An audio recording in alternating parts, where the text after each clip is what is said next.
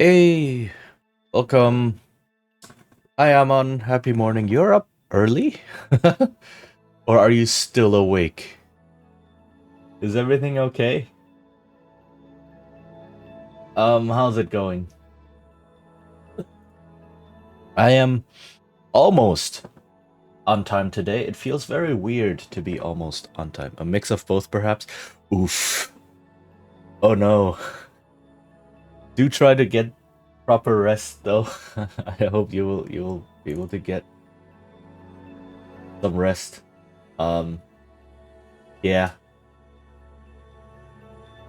But yes, do make sure that you've actually slept enough. Um, it's important. Woke up randomly at 3 a.m. Yeah. I hope you'll be able to go back to sleep. Um, yeah. Like don't let me keep you awake. Sleep is more important. Seriously, it is. Um, I'm trying to find. Ah, there we go. Where I had all of my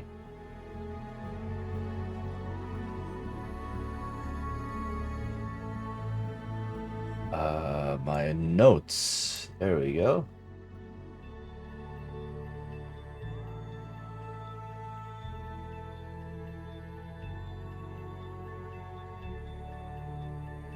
Okay.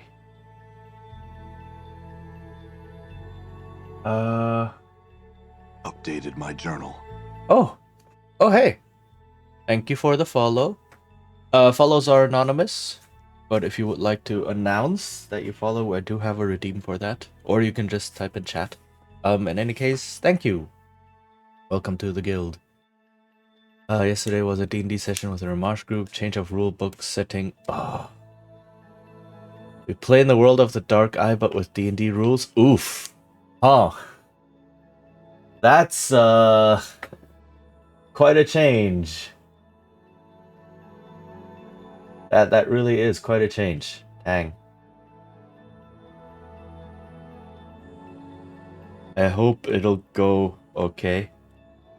Oh wait, this is the 9th. Ooh, the 9th session. Okay.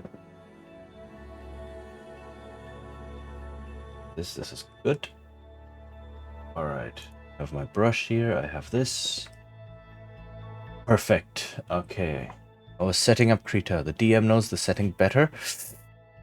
Ay. Okay. Kinda, sorta fair, but at the same time, it's like, as a DM, you will always know the setting better because you're the DM, right? It's your choice. The setting is whatever you choose it to be, whatever you make of it. So, asked him if I could reuse Mirage because she appeared only for a handful of sessions, and we can reuse the notes. Okay. Yes, games on 4 different worlds before. Ugh. That sounds like a GM who cannot stick to one thing. That is one of the GM don'ts. Is I play a bit of this and then switch, and then play a bit of that and then switch again. It was just to lower the number. I guess, but I don't know. I just look at that and it feels like that the GM might think I'm a slave to what other people wrote. This is not my game. This is the game of whatever people's books I happen to be using, which I understand. Right, but at the same time, it's a mindset you really, not you, but like people need to get out of. It's like every game and every table is what the table makes of it. No matter what was published, no matter what other people write. Like if you play in a Star Wars game and there is no Luke Skywalker. It'll be a different Star Wars game, but it'll still be Star Wars as long as the table feels like that, you know, and like it's your game. Make of it what you want, right? It changes up much as I knew it. Yeah. Yeah. I feel that. That's the GM who wants to try everything, plays a bit, gets bored of it, and wants to try something new. That can be very, very frustrating. I feel that. You are very brave for sticking with it. Raj is their changeling, so also on a similar search. Okay, as long as it fits, right? But yeah, I do hope that oops, is this the correct? Am I? Hold on. I was in the wrong window. Okay. I wrote for the character for years without an end. Oof. Okay. Then let's hope that you get to experience at least some of that.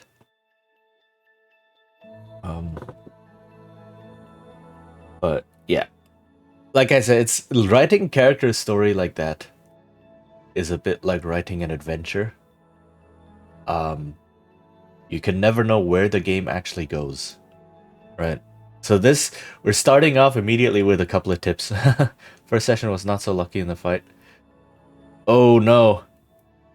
Did the character die right away? That's another thing, right? It's like you spend years writing a character backstory and plans, and then first session you get into a fight and boom, character dies. Okay. So, I mean, as a creative writing exercise, sure, go ahead, you know? Imagine your characters. That's awesome. Creativity is awesome. Doing something like that is awesome. I just said that word way too often. But yeah, just be aware that role-playing games are a collaborative, improvisational storytelling tool where you can never quite know where the game is going. Yeah. Oh, she used her spell slot, Warlock, Hex Curse, no damage, and the big demon died anyway. I mean, I guess that's good. Hexblade Curse and failed. It's a formative experience, I guess. That can be a very yeah. That can color the rest of the adventuring career. Felt a bit off. I can imagine. All right. But let's get started. We have some things to go through. I want to see how far I can get this time. So, it's the inner fear of morass imposter feeling. Yes, perfect. Okay, so this is the project I've been working on a couple of times, including on stream. I've done things on here, on this thing on stream. Reminds she isn't really good in fights. Oh, Vessel, there you are. Hi.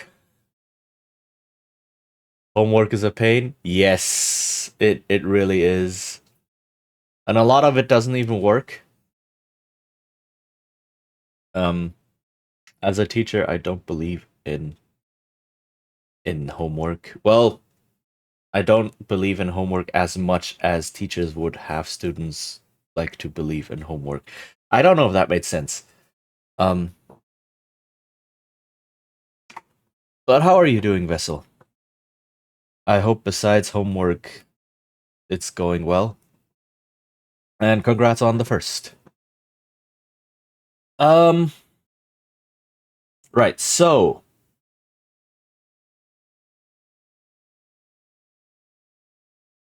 I recently had a bit of I don't want to say breakthrough, but like a clarification, right? Like I've been designing this game for years, for a couple years, or not actively designing, but just like tossing ideas back and forth and trying to see where it takes me. Besides homework I've been doing, well, that's good to hear. That's very good to hear. Um, right. So, and as with any project, especially I guess a creative project, if you spend a lot of time on it, eventually you get so many notes and ideas and bits and pieces that you lose sight of the overall picture. Right? You can't see the forest for the trees anymore. And so last week, yes, about a week ago, uh, all of these ideas came bubbling up again, and then I managed to crystallize them into something more coherent that got me back to the foundation of what is this game actually. I knew a teacher who had an opinion on homework. For him, it wasn't necessary that students finished it, but that they worked on the topic on their own. Yes, yes. They gave out homework design in different ways. Yes, yes, yes. Okay, so very quick side note, I'm a teacher as well, right? And homework is something that students want to do because they feel the need or the interest to want to understand something or practice something, right? Just giving loads and loads of homework is like, do these 20 questions at home. It's like, eh? And then if you don't finish these questions, you get like it gets marked against you. That just becomes chicanery. That just becomes um busy work, right? But if you say, all right, we've talked through this concept now in class, and now here's a second question that is similar. Go home and try to do this one, and then in class we will talk about it, right? So you go home, try to work on it yourself, and try to practice what you learned, try to understand what you learned, and then in class you talk about it and see how you did. You know, that's a much better way of handling homework. But just kind of saying, "Oh, we didn't get through all 100 questions today. Do the remaining 40 at home or something like that." It's like, no, no, don't do that. Don't do that. That's just lazy teaching. Yes, I said it. I'm a teacher. I get to say it. So, yes, right. It's about practicing something to make sure that students actually understand it and know how to use it. But he used the homework to see if the students understood his explanations. Yes, yes, yes, yes, exactly. Right? If the students do something on their own, and then it turns out, hold on, they didn't actually understand it because the homework is full of mistakes or they didn't know what to do, then you know exactly, okay, here I need to teach some more. I need to explain some more. So, yeah, that's also how I use homework. Um, It's mostly, I just tell my students, if you feel the need to practice, if you want to learn a bit more or so, you're free to do the exercises. And if you do them and want to talk about them, we can do so in class, but I won't like explicitly give you homework like this, right? They can't use it on their own. Yeah, exactly. And that's the end goal, right? Learning something so that you can use it on your own without someone there to guide you all the time. Okay, so teacher rant over. Um, okay, so like I said, a week ago for this game, I had a lot of thoughts, and suddenly I managed to write down like what is this game actually about, which by the way is one of the questions that you should ask when first designing something. What is the game about? Okay, what is the game about? My handwriting today is a bit atrocious. I apologize. But so this is the first question. So when people play your game, this is kind of the elevator pitch, right? When people play your game, what can they expect? What kind of a game can they expect? What are the core themes you use for your system? Yeah, core themes is also a good way to phrase it, right? What kind of a gameplay experience do you want to provide? What are some of the themes that players might can explore in this game? And things like references to other media, right? Is also a very, very useful thing to have. It's like, oh, we're playing a game that it's kind of like this movie mixed with that TV series, right? Um, this kind of deal. You can do that, and just to help you paint the picture, what is the game actually about? Because creating an everything game is nigh impossible. Yours is readable at least. Oh, thank you, thank you. Yeah, I try. I've seen some of my teacher colleagues when I see their handwriting like on the whiteboard and such. It's like, oh my goodness, your handwriting is beautiful. And then I look at mine. It's like it's so choppy. Um, I actively try to practice. I actively try to practice to make my handwriting better, so that students can read it. Um, but it's difficult to change something as instinctual as or instinctive, I guess.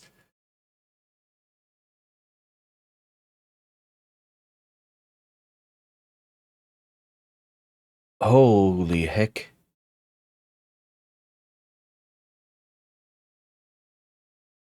Sorry, I am looking at the captions and they seem to be lagging behind many, many minutes.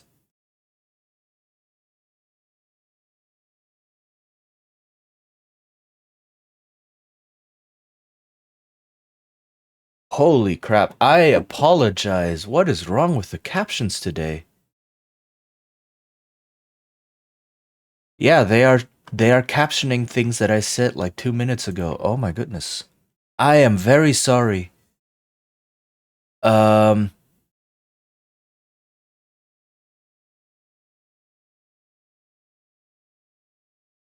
uh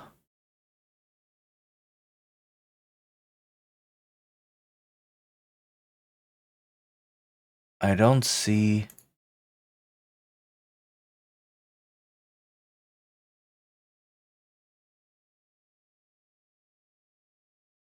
Oh, but it has open captions. Okay. At least something.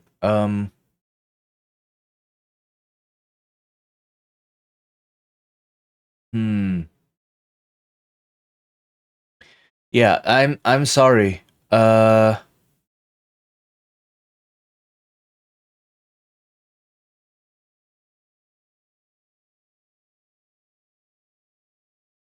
okay, test.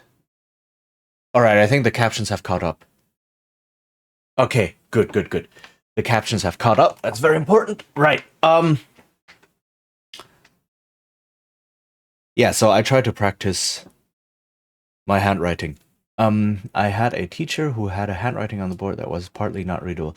That is that is just that frustrates me because like effective communication, which includes any text that you write, is like one of the core tenets of a teacher. That's what a teacher does, right? A teacher communicates knowledge and skill to people who wish to acquire that knowledge and skill. And if you have bad handwriting, you are failing at a fundamental part of what it means to be a teacher. So, that really frustrates me. Um, this was something that was drilled into me, or one of the big lessons I learned when I was learning to become a teacher.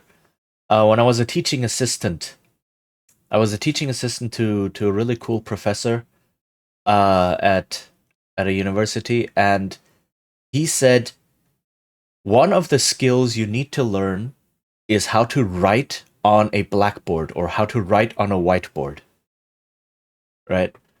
Um, like you need to learn how to organize the notes you take on there, obviously, but also just the handwriting. You need to learn how to write neatly on a vertical surface with markers or not crayons, chalks. That's it. um, and if your handwriting is bad, you need to get into a classroom, an empty classroom, and just practice. Right? He explicitly told me that, and that is a lesson I took to heart. Right? So teachers who don't respect students and their craft enough to bother with good handwriting, like it doesn't have to be super neat, right? It doesn't have to be absolutely pretty cursive writing or something. Like mine isn't, but it needs to be legible, right? Students need to be able to look at it and know what you've written.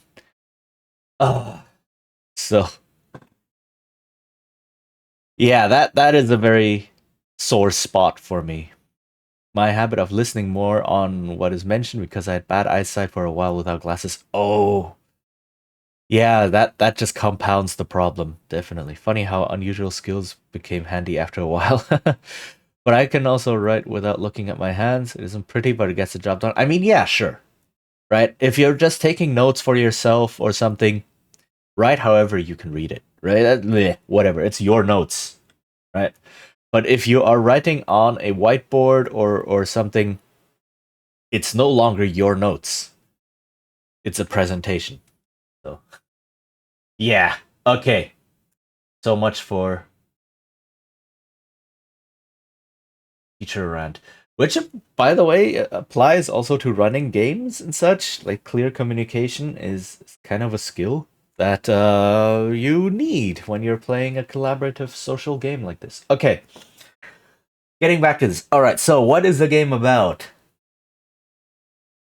The game is about. Let me use a different color for this. I tend to do using a different color, I guess. Blue is the prettier color. Okay, so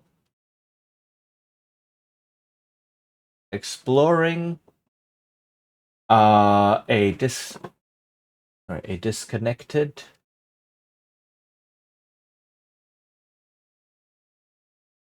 or uncharted wilderness or world where, and this is the key point, travel is dangerous, but necessary or rewarding. Right?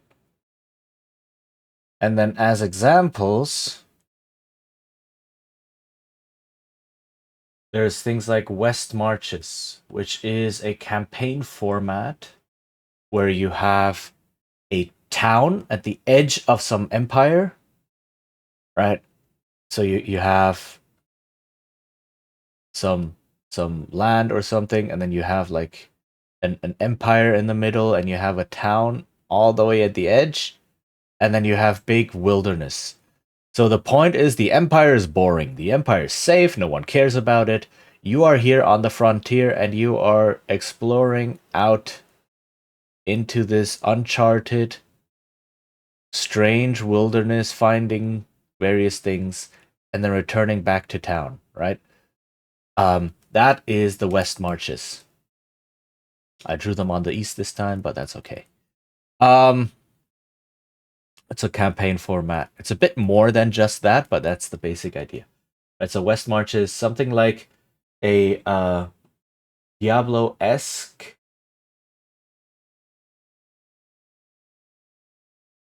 dark fantasy, especially starting Diablo 2, right? Where you actually travel around.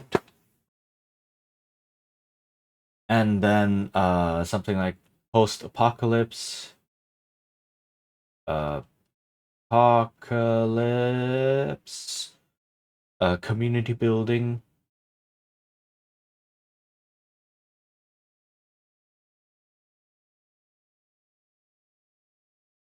Plus scavenging missions. So community can also just mean like one house or with a couple of survivors, such. Project Zomboid, for instance, is you have a house as a base of operations where everyone goes, maybe, depending on how you play, but you can imagine this kind of campaign, right? You have a house that you've fortified, you bring all of your supplies there, everyone is there, you coordinate, and then it's like, okay, we need to go out into the town to scavenge for things, right? For food, for materials, for gas, for whatever.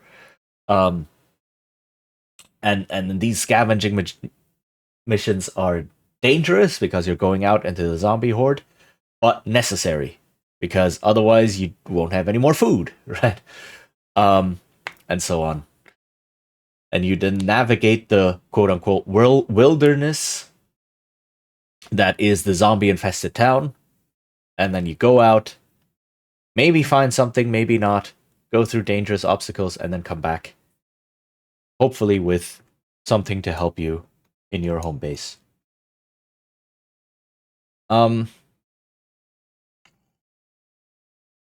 For TTRPGs, I often find interesting what the core selling point. Yeah, sanity mechanic would be a core system, in my opinion, for Call of Cthulhu. That's yes and no. Yes and no. The sanity mechanic in Call of Cthulhu is actually an interesting point. Because while, yes, it is central to the game because of the theme, and because of if you run out of sanity, your character, you cannot play your character anymore, right? Your character effectively dies or is removed from the game. But the sanity mechanic at the same time is disconnected from every single other mechanic in the game. There is not a single mechanic that connects to the sanity meter or sanity checks. Not one. Right? Doesn't exist. If you think about, like, this is why sanity in Call of Cthulhu is not the same kind of mechanic as something like hit points in D&D. Both are very central. Both fulfill the same general role of if you run out, you're out of the game, right? It very, very simply speaking. But in D&D, like almost every single mechanic revolves around manipulating hit points. Either manipulating your opponent's hit points by lowering them, or manipulating your own hit points by healing them, or manipulating the way you can manipulate hit points, right? Increasing your defenses, making your attacks better, giving you maneuverability, adding to checks, whatever, right? There's a lot of mechanics that all revolve around manipulating hit points. Call of Cthulhu has no mechanics, absolutely zero mechanics to manipulate how the sanity meter works, how the sanity mechanic works. Because sanity checks are only up to the GM. There is nothing in the game, not a single thing in the game that says you can now, deal sanity damage, or a monster deals sanity damage, or uh you heal sanity, something like that, right? Those things don't exist. The only thing is, oh, if the GM thinks that this thing that you just encountered in the narrative is scary enough, they can call for a sanity check. And they determine how powerful the sanity check has to be, or how dangerous it is, and so on, right? Um, and that's it. That's the only thing. And if I recall correctly, a sanity check is rolled against itself. Meaning, when you check for sanity, you roll against your sanity. You don't roll against another stat. Which makes it even more confined to itself. Right? So, that's why, that's why I say, yes, sanity is core in the sense that if you don't have it anymore, you can't play the game anymore. But it is 100% or maybe 99.5% disconnected from all of the other mechanics in the game. And there's a reason for that. That's because Call of Cthulhu came from a different game. It came from basic role playing, or basic role playing is the universal system, but it came from Hero Quest, I believe. Hero Quest, which is a fantasy RPG, sword and sandal type RPG. In the vein of old D&D. And that's where the system comes from. So if you look at a lot of the other things that the system has and see, oh, this used to be for a sword and sandal or like sword and sorcery type fantasy RPG, a lot of things suddenly make sense. Why do we have stats for weapons? Why is there a stat called size? Why the heck is that in the game? Right? That's because you want to be able to differentiate between a big Conan and a frail thief, right? A small thief, for example. And that's where the size stat comes in, which makes perfect sense. But then they just took that system, said, you know what if we apply this to H.P. Lovecraft's works, and then just slap the sanity mechanic onto there, and that's why it's not integrated into anything. That's why it's just it's a band-aid on top of the system saying, oh yeah, Call of Cthulhu, like Cthulhu mythos, sanity is important, we need that somehow, and then just stuck it to the side of the system and called it a day. Which is why I don't actually like Call of Cthulhu as a system. I have my beef with it. By now, there are so many better systems that deal with the Cthulhu mythos and have all of the sanity and humanity things and all of this horror effect on your character much better integrated into the system itself. Delta Green, for example, is one that often gets mentioned as being really well designed for that. I once played a zombie system from the Rocket Beans. Tears is a German TTRPG zombie apocalypse game that's after a zombie outbreak in modern times. Okay. The material sanity is a core problem. Try to find a good sanity mechanic for horror storytelling. Never liked sanity being called sanity much, but now I can see why that feels the way it does. Yeah. Exactly. It's I mean, there's also the big problem of calling it sanity and losing sanity, going insane. That's like questionable at best. Like under a very charitable interpretation, right? So, which is why I like things like corruption. Like Fate of Cthulhu uses corruption instead, where the Eldritch abominations actively corrupt you. There's also just plain horror or stress that you can call these things, right? It's much better than like, oh, I lost 3 points of sanity. Like, what does that even mean? That's and it's also there's more than just a twinge of ableism attached to that. A lot of these old games are they did not age well. But welcome, Alphabet Sauce. Hi, how are you doing? It's nice to see you here. Welcome, welcome. So try to find a good mechanic. It's difficult because ideally you want to have, if it is the core, you want to have other mechanics tied to it.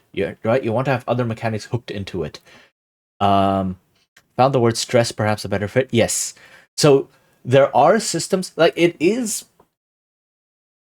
Let me put it this way. It's probably easier to take a system that has hit points and to re-flavor the entire system to make hit points the stress mechanic and all of the things that manipulate hit points into stress and horror manipulations than it is to take an existing system and slap a stress or sanity or something mechanic onto it.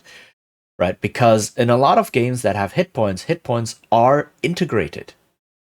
They are hooked into a lot of other mechanics hook into that system, like I just showed with D&D, than it is to just take a different system and just kind of say, this also exists on the side, right? That's the case, for example, with the exhaustion system in 5e. It is an alternate hit point-ish system, right? That's not numerical, but more flavorful. However, there's basically nothing in the game that hooks into that system. There's close to nothing, no mechanics in the game that say how you gain exhaustion, right? There are no spells, for example, that make a creature exhausted. There are no, like, if you use this combat maneuver, you become exhausted, or things like that. There's nothing of that sort. So exhaustion functions a lot like the sanity mechanic in Call of Cthulhu in that, if the GM kind of sort of decides that now you've done enough exhausting things to gain a level of exhaustion, then you gain a level of exhaustion. Hooray! Right? So there's nothing that it's a system separate on its own. Right. So so that's kind of how a lot of these horror systems or alternate like stress systems and such, how they usually function. Right. So, I mean, you can make it work, obviously, but I kind of believe in the design philosophy of if something is core to your game, actually make it core to your game. Don't design an entire game and then just say, but the actual core thing is this thing that's off to the side, sitting on the bench here, that you have to remember to use while you're playing the game, right? It is entirely possible to play Call of Cthulhu or using all of the mechanics without ever touching sanity even once. Because nothing points to it, right? The GM and the players have to, quote unquote, actively remember to target sanity, to have it be a thing, right? So, and at that point, to me, it no longer feels like a core mechanic, right? So that's the big first design tip, I guess. I think the barbarian tells you how to get some, but rarely to regain only through sleep. Yeah, like I don't know the game so well as to be able to say there's 100% nothing, but I have read through the rules, and I couldn't find anything. Like I was surprised when the exhaustion system was suddenly mentioned. It's like, oh right, there's exhaustion. By the way, this thing exists. I'm like, wait, what? Where did this come from? Right? That was my reaction to it when I read the rules. I was like, I didn't see this pop up anywhere. Right? hit points and such. Sure, yeah, every class has them. When you level up, you gain them. Weapons deal hit point damage. You get AC. You have healing spells and blah. Everything fine. Yeah, that is always there. But then all the way in the back of the, not all the way in the back, of course, but I think in the exploration section, it's like, oh yeah, exhaustion. But so yeah. Yeah, Berserker Barbarian is the only thing I can think that uses exhaustion, and it's notably not a good class because you get this weird debuff that nobody else deals with ever. Okay, yeah, so so now I'm interested in the chicken and egg. Did they design the Berserker class and said we need some sort of thing to balance against powerful rages? Exhaustion? Or did they say, oh, we have this exhaustion system, we forgot to use it? Berserker, right? I don't know. So I'm interested in kind of seeing what happened there. It feels to me a little like the former, that they designed the Berserker class, because in older versions of D&D, older editions, barbarians, after they rage, they did enter a period of exhaustion. So that was always a thing. It was just handled differently mechanically depending on the edition. Um and so I guess they were thinking, oh, we have to kind of include that, or wouldn't it be cool if we included that again? So that's my guess. I think there's one necromancy spell that uses exhaustion, perhaps, but healing them is hard. Necrotic spell, okay. So we have one subclass and one spell that deals with exhaustion. Very notably, things that people can just skip over, right? Everyone will have to wield a weapon. Everyone is going to level up. You may have 0 people picking the Berserker class and 0 people using that spell. So, yeah, it's not tied into by systems, it's tied into by options. Right? So, weapons are not an option because weapons as a system deal with hit points. Sure, there's different ways of dealing with hit points depending on the specific options, like which weapon do you choose. But as a whole system, weapons manipulate hit points. Okay, from the back of my head. Okay, yeah. So yeah, that explains why I didn't really find anything relating to that. So yeah, if you want a core mechanic, actually make it core. Uh don't just say this exists, by the way. Please remember to use it. Please, please, please. This is what the game is about. Right? Make the players use it. And I found the spells strange in general. An AoE dehydration spell that heals, but maybe I mix up the spells now. Maybe. Um yeah, I don't know the rules well enough. Like I'm just not interested enough anymore. Um okay. Let me just start writing again for a bit. um I read the spell in passing, so the information is a bit unclear. Yeah. I mean, the core book has like what 300 spells or something like that. So yeah, it's like 0.3%. 0.3%? Yes. 0.3% of all the spells relate to the exhaustion system. Good job. Um okay. So this is like, what is the game about? Right? Exploring a disconnected, uncharted world where travel is dangerous but necessary or rewarding.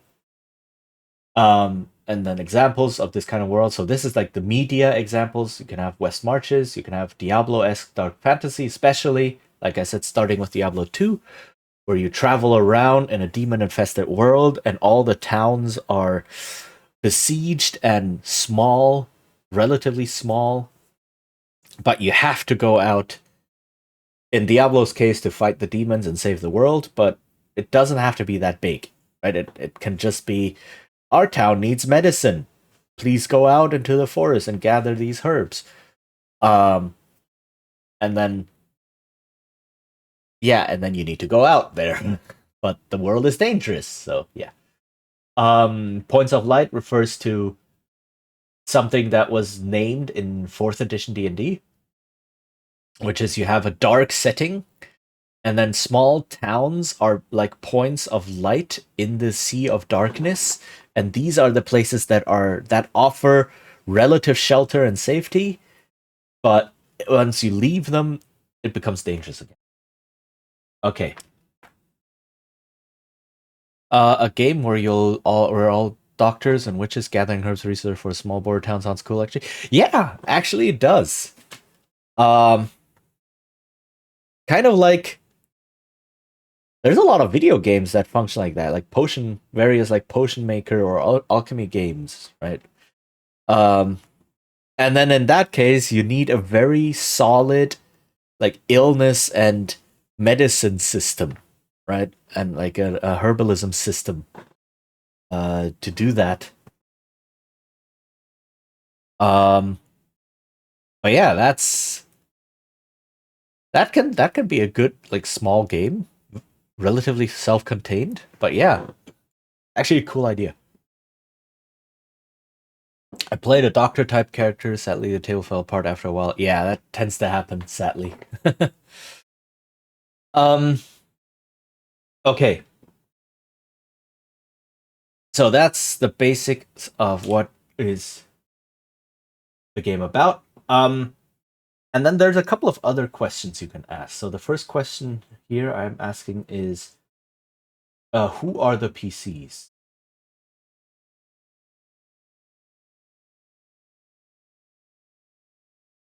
Right? Oops, that's the wrong way. Who are the PCs? So who even are you playing in this world? Like, are you actually doctors and witches and herbalists trying to gather things? Or are you something else? But to fight not monsters but situations also sounds highly interesting. Cause a plague could be all sorts of things in a village. Yes!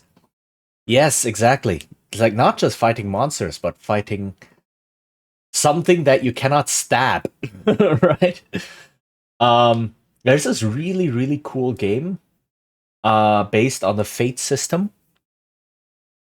So Fate being a universal system, one of my favorite ones.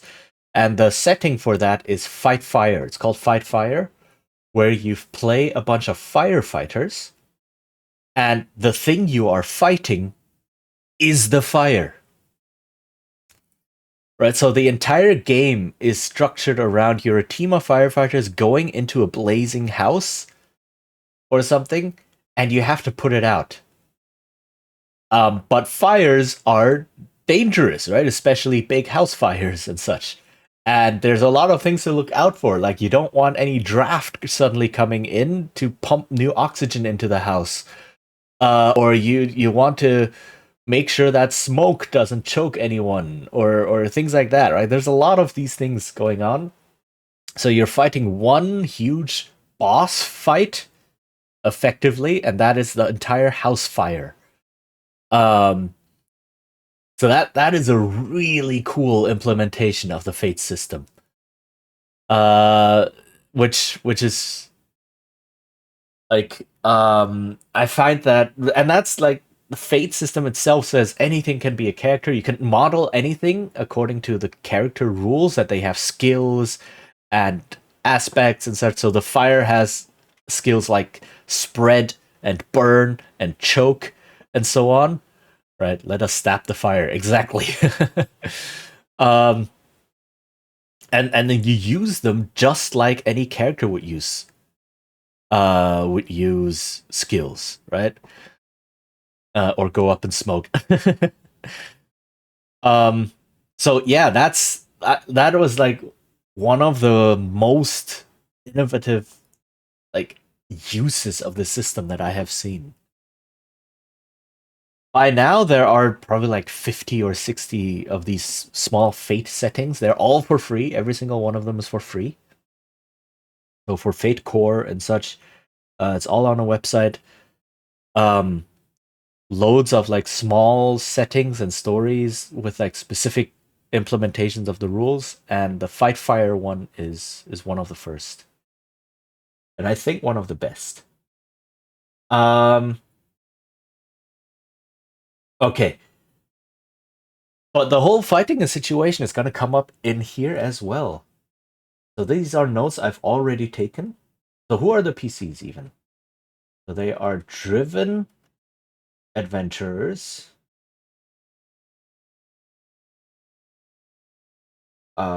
With a powerful, perhaps personal reason to venture out. Right?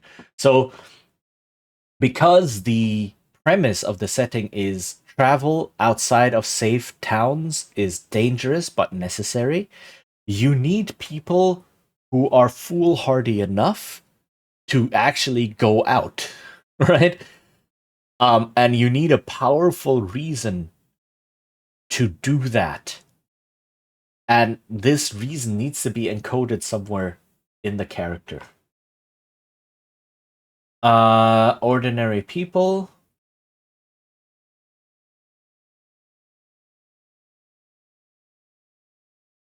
Yeah, going into extraordinary circumstances.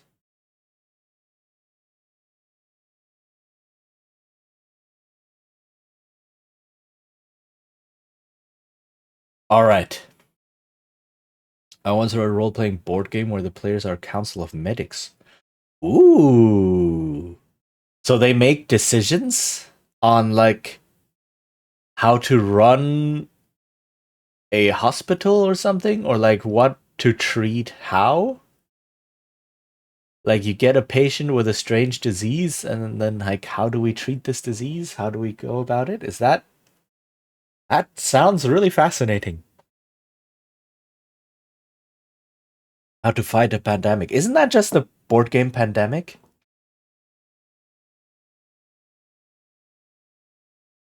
Or other events. Yeah, that sounds a lot like the board game Pandemic. Which yeah, the basic mechanic of Pandemic has now been adapted to many other like rising danger kind of um scenarios. That's the word. Like I own a board game based on that called Pandemic Cthulhu, something Cthulhu, right? It's not Call of Cthulhu, but it's like Rise of Cthulhu or something. I forgot. Um, but it uses the same idea. So instead of a disease spreading, you have cultists spreading, and then you need to travel to different towns and fight the cultists and close portals and stop rituals and such. Hey, Vitalina. Hello In a there. hello. In a Coleman, save one. Oh, Chris and Cullinan. Ah, right. Okay. Yeah, I know that one. Chris and Cullinan, Sinine Chusol. All right. Yay. That song. How are you doing?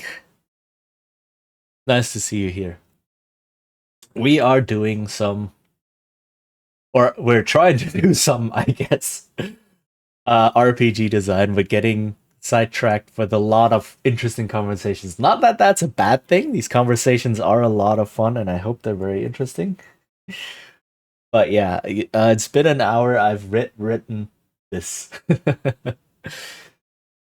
Okay. But yeah, how it goes. There's an ad that's gonna hit in like 2 minutes, so um I will go grab a bit of breakfast. Ah, there we go. There's the warning. All right. But let me just write down the next big questions, and this is one of the big questions that you need to answer as well, or ideally should answer as well. What the PCs are can be wildly different. You mean in the board game? Um,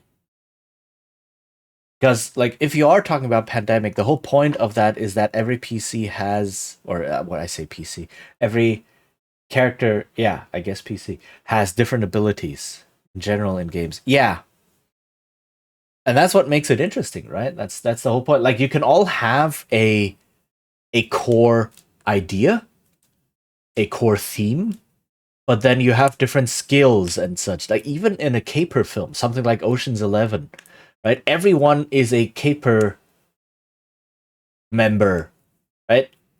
But then everyone has different skills. You have the dude who's good at disguises. You have the dude who's good at planning. You have the grease monkey. Not the grease monkey. That's the wrong term. You have the grease man. That's the word, right? The flexible person who can just sneak into places and squeeze through an air vent or something.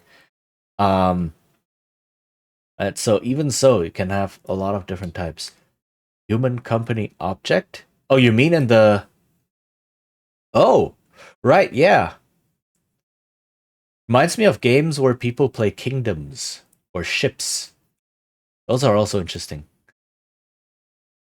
Um, that's also another game I kind of want to look at some point. Designing a game where the PCs aren't individual characters but entire kingdoms, and then you have like certain abilities that pertain to kingdoms as a whole.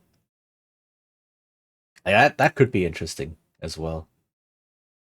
Um, okay, so the ad is going to hit any moment now, which means I will switch over to my Be Right Back screen, and I need to grab a tiny bit of food.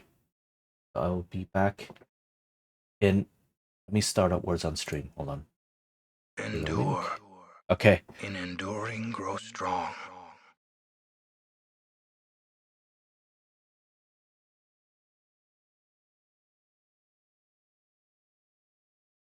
All right. I will see you all very soon.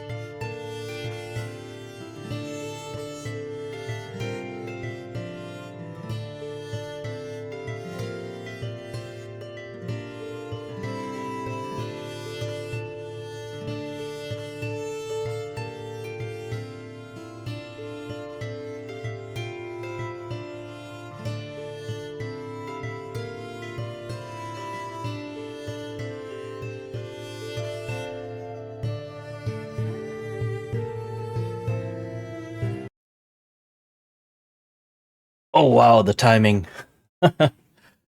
Welcome back, everyone. I just realized I don't have any music running. Um, but maybe a bit of music might not be a bad idea.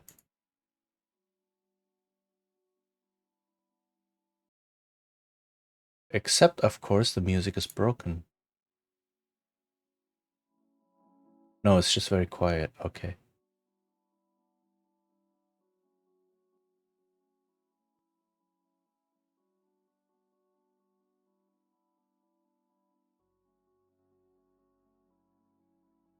All right. It'll get louder in due time. All right. Oh, hey, Awkward Pain. Hello. How are you doing? Nice to see you here.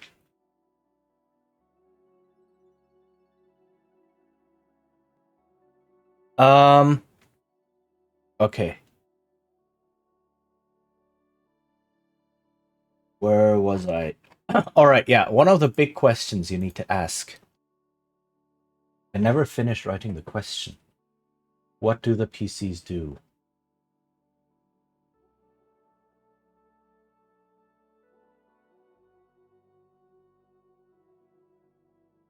Okay, what do the PCs?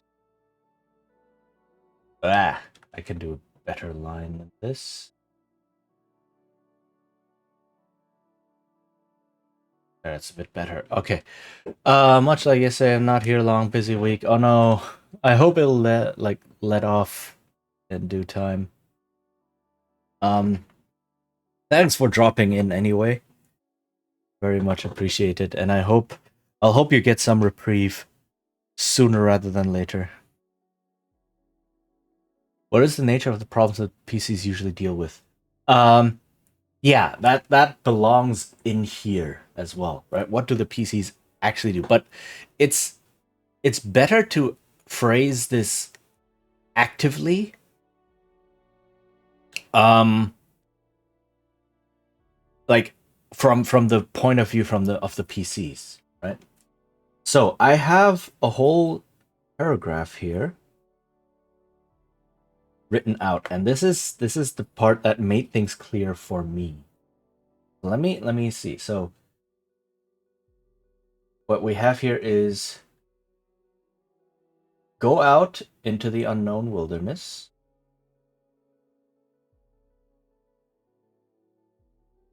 And this is where things like gameplay loops and such come in, right? This is where you really think about how does it look? How does a typical session look in the narrative, right? Or a typical adventure or whatever it might like what your pacing structures and such are. Away from hospitable hospitable civilization.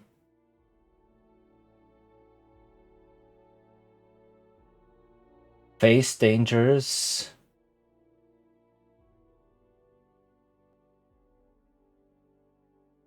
Both mundane and magical.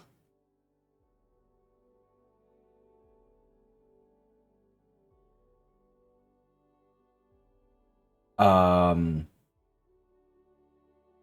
right, and then overcoming them. Hopefully overcoming them, right? Only with their skill, teamwork,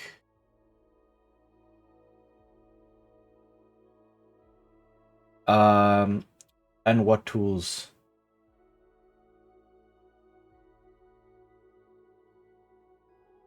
they have. All right, and then eventually, right, if things go well, finding treasure and knowledge.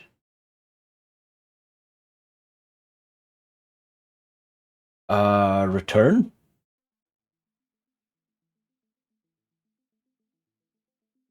turning and growing. I can write this cleaner. From the experience.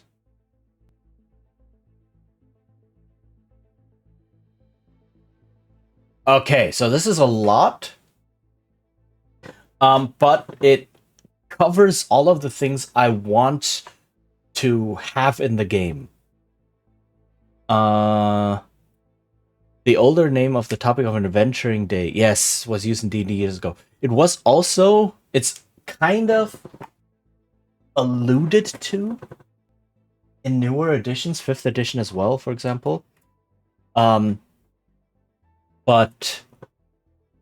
like it's not a fixed thing. And that creates a lot of problems. Because it basically says we expect adventures to run like this using the adventuring day, but we're not going to enforce it. And that leads to a lot of pacing issues. And they don't tell GMs how to kind of not hard enforce the adventuring day, but kind of give tips on how to run an adventure so that the adventuring day happens.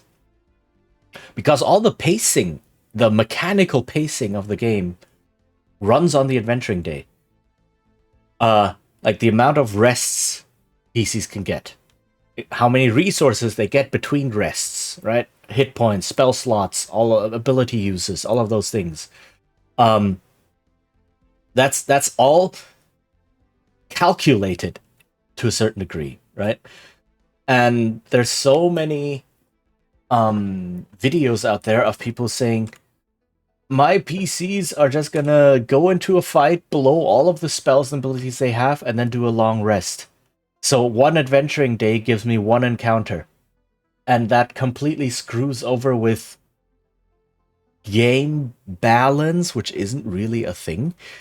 But like it throws off the pacing, and if GMs follow the tips of how to balance encounters, which are molded after the adventuring day, and the PCs just rest after every single encounter, they'll be like 4 or 5 times as strong because they can just blow all of their abilities in that one encounter. And so the GM gets tips for one play style, but the game encourages a different play style, and then you get this disconnect. So yeah, that's what happens. The paladin smiting every attack because only one fight per session ever happens. Yeah, exactly. Like, you are meant to. As the game... So, meant to is... it means the way the mechanics are constructed and interconnected leads to a certain type of pacing and gameplay. And this type of pacing gameplay means you get 4 encounters a day. 4 combat encounters a day. Right? This was more explicit in 3rd edition and also 4th edition. And then in 5th edition, they decided, we had a lot of good ideas in those early editions. Let's get rid of all of them. And make a mushy, kind of sort of weird game where you have an engine running that you don't actually need to run. And I don't know. Can you tell I don't like 5th edition? People probably already know because I rant about it so much. Anyway, yeah.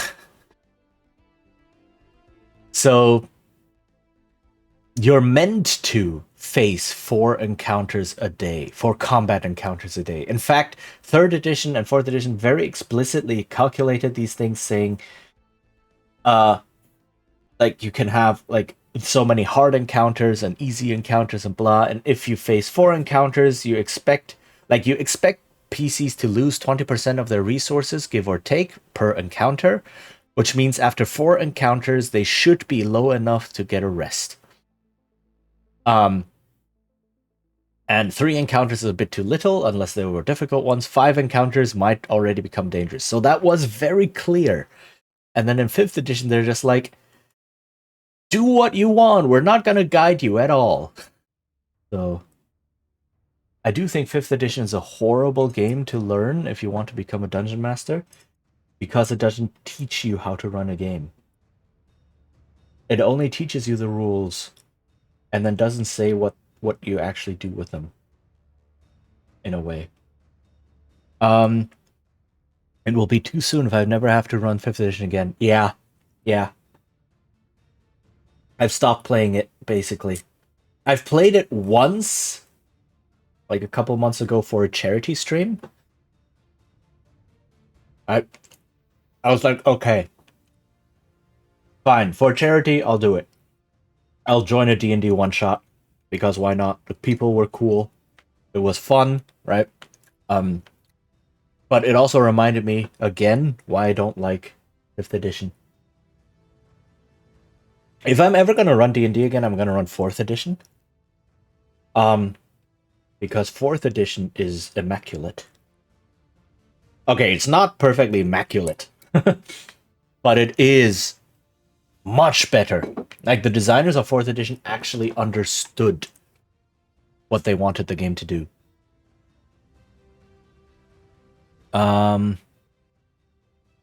So yeah. Oops, what did I just do? I just double-clicked something. Okay. Right, so what do the PCs do? Right, so these are questions. So what is the game about? You have to ask that. What do the PCs do? You have to ask that. And now what I'm doing is kind of sort of moving into a third question you need to ask. And the third question you need to ask is, what do the players do? What do the players do? I've had a blast with all the games I've played inspired by 4th edition. I like the bits of it I've read, so one day... Yeah, like 4th edition is... They did a lot of really good innovations. A lot of good streamlining. So streamline systems that didn't have to be complicated, so that you can add complexity to things that are actually interesting. Right? So yeah, 4th edition, I really like it. Lancer, I heard, is based on 4th edition, right? The mecha RPG. Heck, the computer role-playing game Pillars of Eternity takes a lot from 4th edition as well. It doesn't look like it, but if you actually analyze how the system works, it takes quite a bit from it. So it left an impact, and I'm happy that it did. And I'm happy that it's getting more and more vindicated as time goes on. Okay. Right. So you have these two questions. What do the PCs do? What do the players do? Now, what do the PCs do is in the narrative, right? In the shared storytelling. But you also have to remember, a role-playing game is a bunch of real people sitting around a table playing a game, right? Don't forget the game part of role-playing game. So what do the players do is, like, when you are playing this game, what are you actually really doing at the table, right? Which is different from what the PCs are doing, because if the PCs go into dungeons, kick down the door, murder all the monsters, and take all their gold, that's not what the players are doing, right? The players are doing completely different things, but you need to keep them in mind as well. So what do the players do is a very important question. If you don't have that, and that is something that I've seen a lot of beginner designers, I was one as well, I also struggled with the question back when I started designing.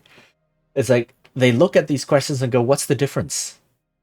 What do the PCs do? Okay, I answered that, and now suddenly it asks, what do the players do? Huh? Didn't I just write an answer for this? Right. Took me a while to understand the difference. But now that I understand it, it's extremely clear. It's like, yeah, duh. One of these questions is asking about the role playing, the narrative, and the other one is asking about the game, the actual people, right? Do they make tactical decisions? Do they manage inventory? Do they, I don't know, try to explore their character's deepest fears, right? The PC, the character might not want to explore their deepest fears, but the player certainly wants to because that's the game they're playing, right? So, things like that. Okay, so what I have here is I have a whole bunch of points, and then I want to elaborate what I mean with these. So I have this point here. I have this point here. I have 3A, 3B, and 3C. Then I have 4, 5, and 6. All right. Glad not all TTRPG players make their characters. Yeah, can you imagine? It's like, what have you been making me do? What is this? Okay, so what does point 1 mean? Point 1 means towns, and I'm just going to use the term town. It can be something much smaller, like I discussed in the zombie apocalypse game. Maybe it's just a single fortified house, right? But town / safe haven, right? Well, no, towns are a safe haven. There we go. Towns are a safe haven. Adventure does not happen there. Right? So you have a very clear divide between in town, where it's safe, and outside of town, where the actual adventuring happens. So you might find small villages or so out in the wilderness that are not a safe haven, so you can have adventures happening there. But this game is not a game about things like political intrigue and roguish stealth, urban adventures, that kind of deal. This is not this kind of game, right? If you have a town and it's marked as a safe haven, it is a safe haven. That's game mechanic. All right, that's a game mechanic.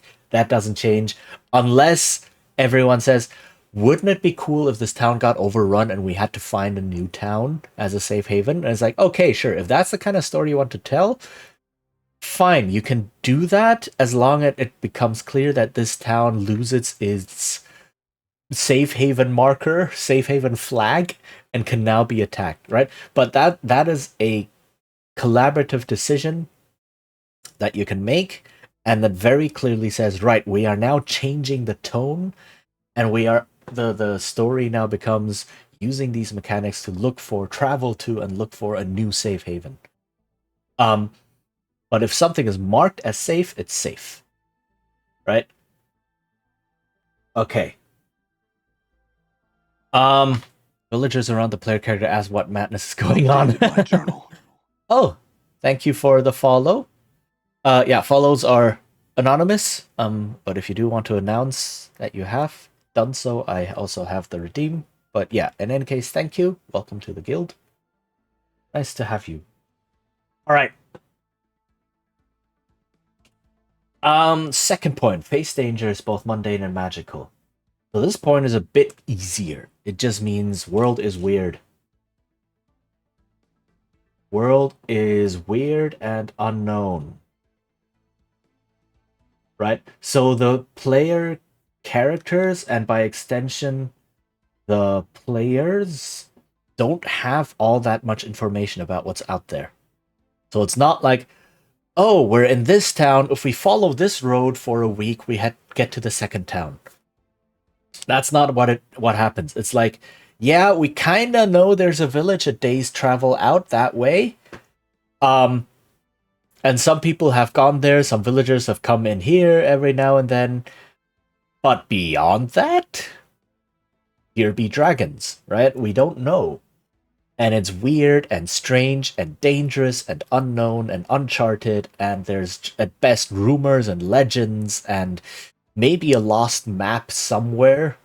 But if you go out into the wilderness, you're going into the unknown. And that's the important thing. So it's also based a lot around discovering what's out there, maybe making your own maps or logs or whatever, right? Okay, next points. 3A. So players' PC skills. So obviously the PCs will have skills. So PCs pick skills to specialize, but they are still ordinary people. That's the important thing. So no superhuman, powerful, I can cut down 20 goblins with one swipe of a sword kind of thing. So a lot of it is using the skills you have in creative ways. Right? Or using whatever knowledge you have and trying to apply it to different situations. Right. Teamwork, this one's very important. So for this one, what have I written down here? So there's two parts. The first one is, of course, PC skills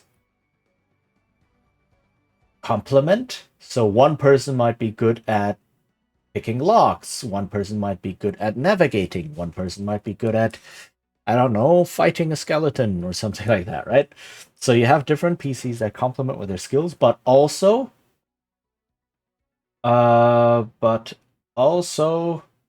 need to actively help each other. Active, oh my god, I can't spell. Actively assist each other. And this will be a game mechanic. Or more than one game mechanic. I don't know. Where they can have setup actions, right? Oh, I will do this action, and that means you get a bonus on your action because my action helped you.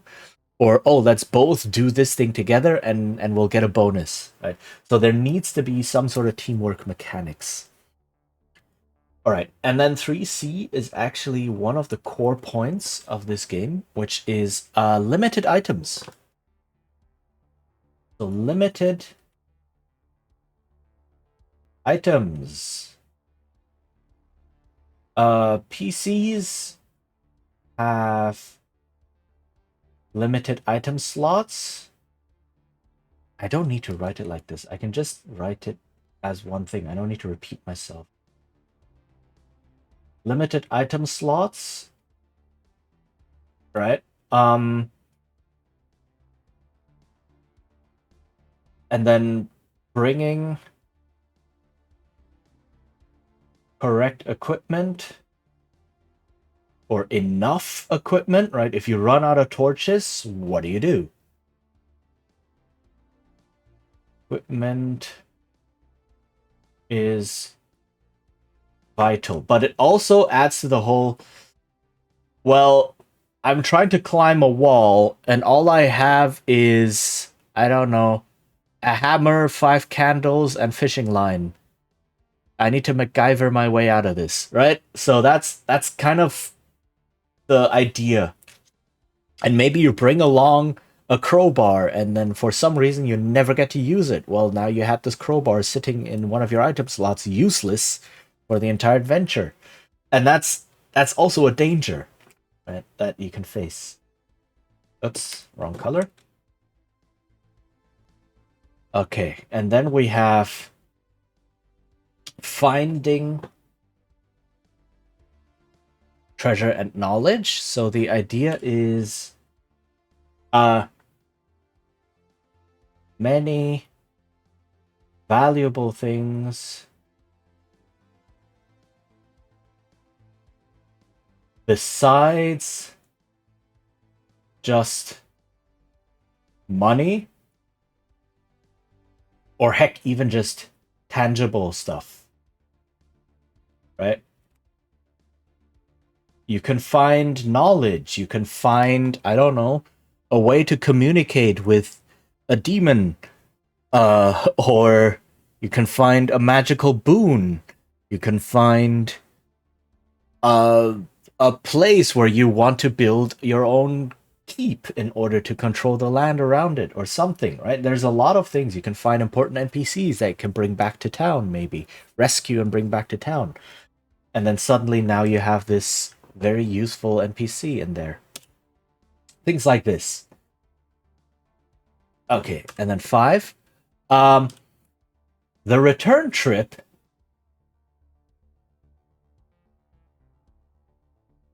is also dangerous.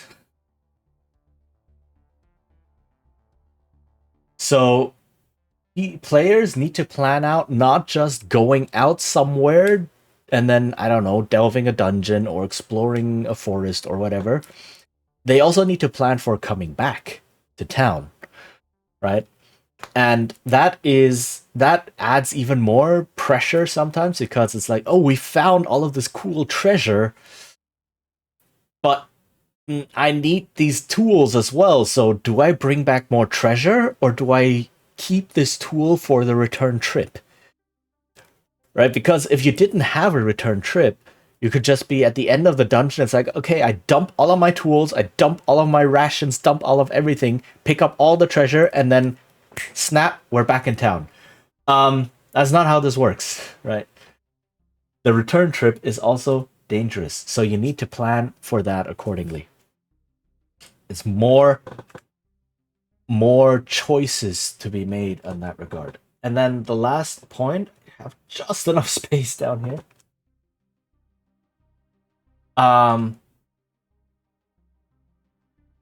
Advancement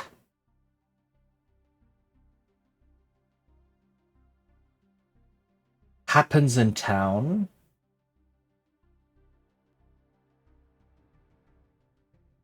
and is tied to the completed adventure.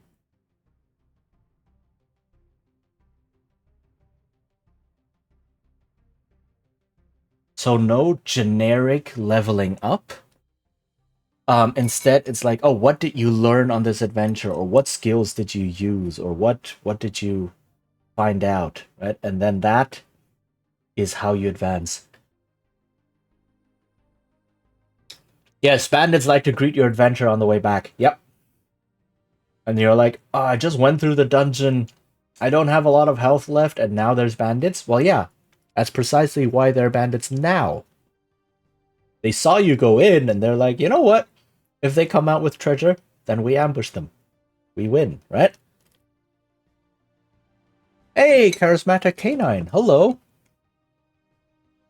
Welcome. How are you doing? I hope you had a good week.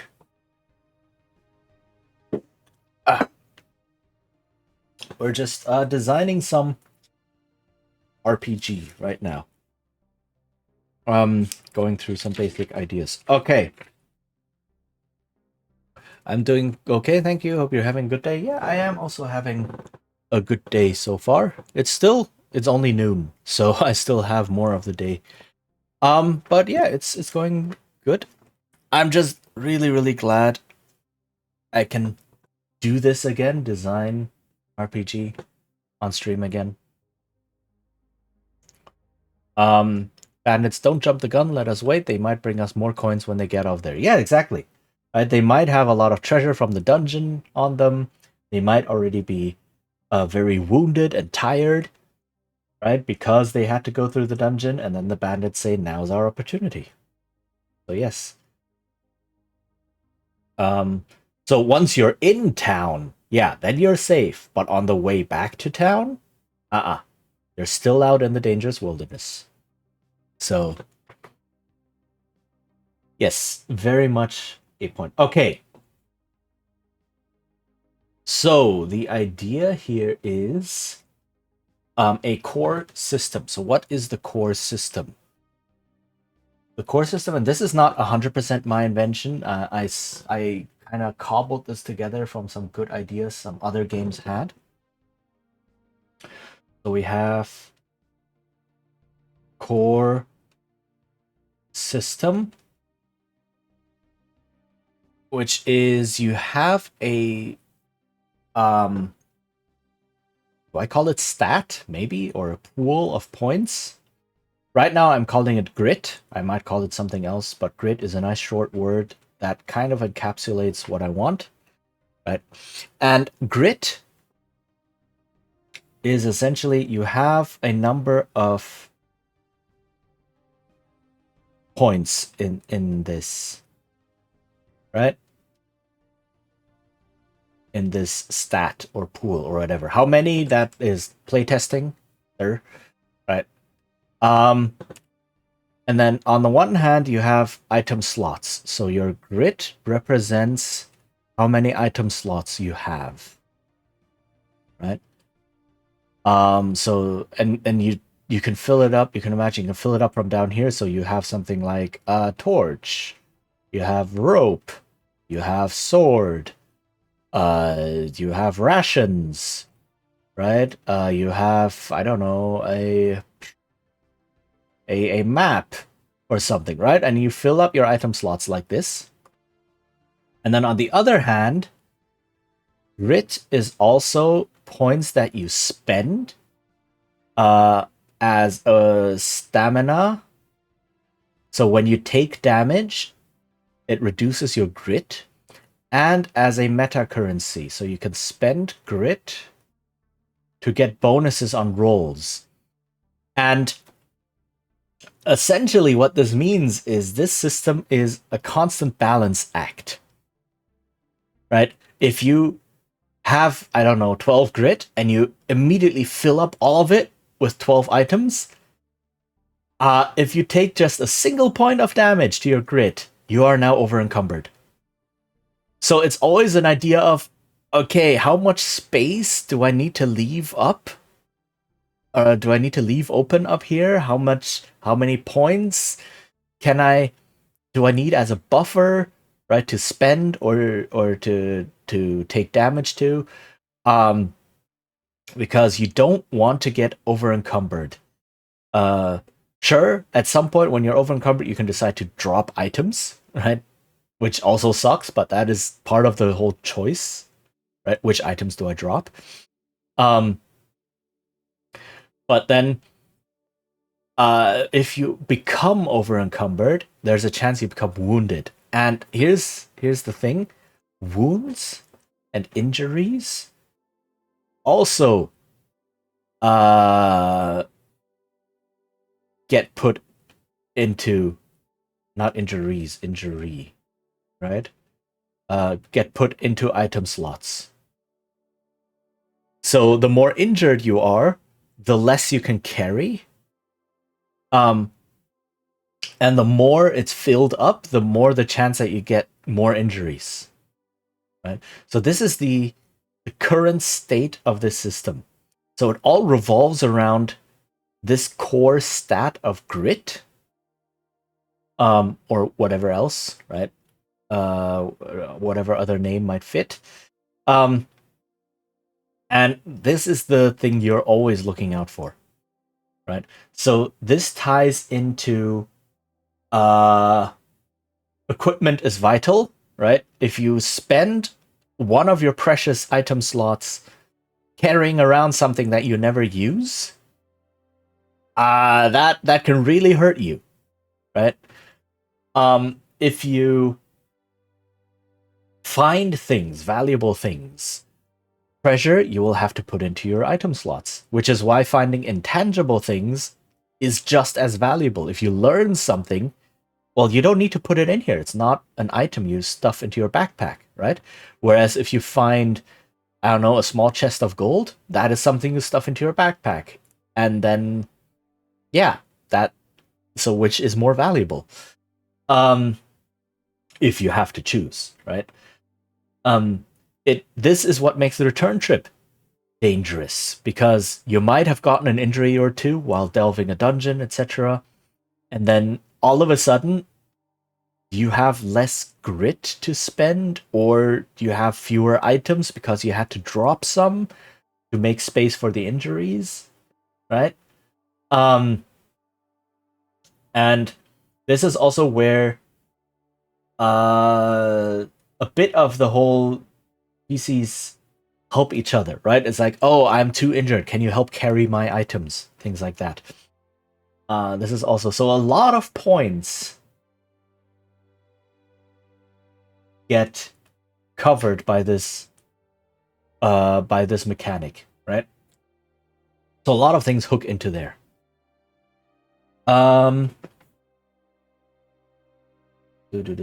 Okay, and then the other point of how the system works, again, not completely my idea. So my idea was to run with Blades in the Dark as a core system, core resolution mechanic and such. So Blades in the Dark.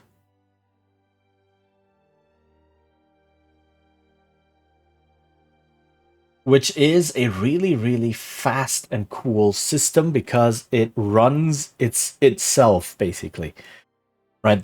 The core resolution mechanic is powerful enough that it generates so many ideas and prompts that the game master doesn't really have to do a lot of planning or improv, right? Because the dice tell you how the game will go. So the core resolution mechanic follows this. And for those who don't know, Blades in the Dark is basically you have a d6 pool that you roll, and you get 3 possible results. So you check the highest die in your d6 pool, and if it's a 1, 2, or 3, you fail. If it's a 4 or a 5, right, it's a success at cost, and if it's a 6, it's a success. There's also the if you get more than 1 6, right, which is possible if you roll more than 1 die, you get a crit success, right? But that's a bit like outside the system. The main thing is you look at the highest die that you've rolled in your pool. A 1 to 3 is a fail, 4 or 5 is a success at cost, and 6 is a normal full success. And the idea was to use the system from City of Mist, which is a Powered by the Apocalypse game. And City of Mist, what happens is that the characters have tags. I don't know if that's the word that's used in the game, but possibly. So characters have tags, and these tags are short, one word or very short phrase descriptors that describe what the character is like and what they can do. So things like very strong, or enjoys puzzles, right? Or whatever, right? Things like that. And whenever you make a roll, you pick a number of you pick tags that fit in this situation, and that's how many d6s you get, right? So if you have I don't know, if you're trying to climb a wall and you have the tags strong, mountaineer, good with knots or something, right? Then all 3 of those tags could potentially be useful when climbing a wall. So you can say, okay, I'm going to use all 3 of these, so I get 3d6 on my pool when I climb the wall. And then sometimes you might try something and none of your tags really fit. Well then, yeah, sucks to be you. Maybe someone else should do it, right? So that's the idea. So a lot of things can be tags. You can have basic character descriptors as tags. You can have skills functioning as tags. Items, at the end of the day, function like a tag. If you have, I don't know, a grappling hook in your inventory when you're climbing a wall, or pitons or something like that. that can help you, and that adds another d6 to your pool, right? Any magical bonuses or any other teamwork bonuses that you're getting right now, right? Those can be tags, and then you can use them, and so on and so forth. Now, to prevent players from just overloading and doing like, oh, I will roll 7d6 because all of my tags fit and such, I am thinking about having stats as limiters, right? So perhaps have stats as limiters. So the idea here is you have a small number of stats, 3, 4, or 5, doesn't matter right now, right? And they have a value, so you might have, I don't know, Vigor 2, right? Vigor 2. And then whenever you do a task that would fall under this stat, this is the maximum number of tags you can use for this action. So even if you have 5 tags that help you with, I don't know, climbing a wall would be a vigor test, right? If you have 5 tags that work, but your vigor is only 2, then you can only get up to 2. You can only use 2 of those, right? It doesn't matter how many else. If you only have 1 tag that works, well, bleh, sucks. Then you only get 1, right? Because vigor is not the tags you can use. It's the maximum you can use, right? So that's an idea that if it happens that dice pools get too big too quickly, then this is an idea on how to limit it. And this could also be a good way of character growth, right? Increasing your stats. You can have a whole system built around it, etc. So, but that's like on the back burner for now. The more important thing is the core resolution mechanic from Blades in the Dark, using the grit system, and then how you get things like injuries or how you test for overencumbrance and such, the timing of these things. So there are 2 more pieces. The first piece is anything directly tied to this, such as how do I call this?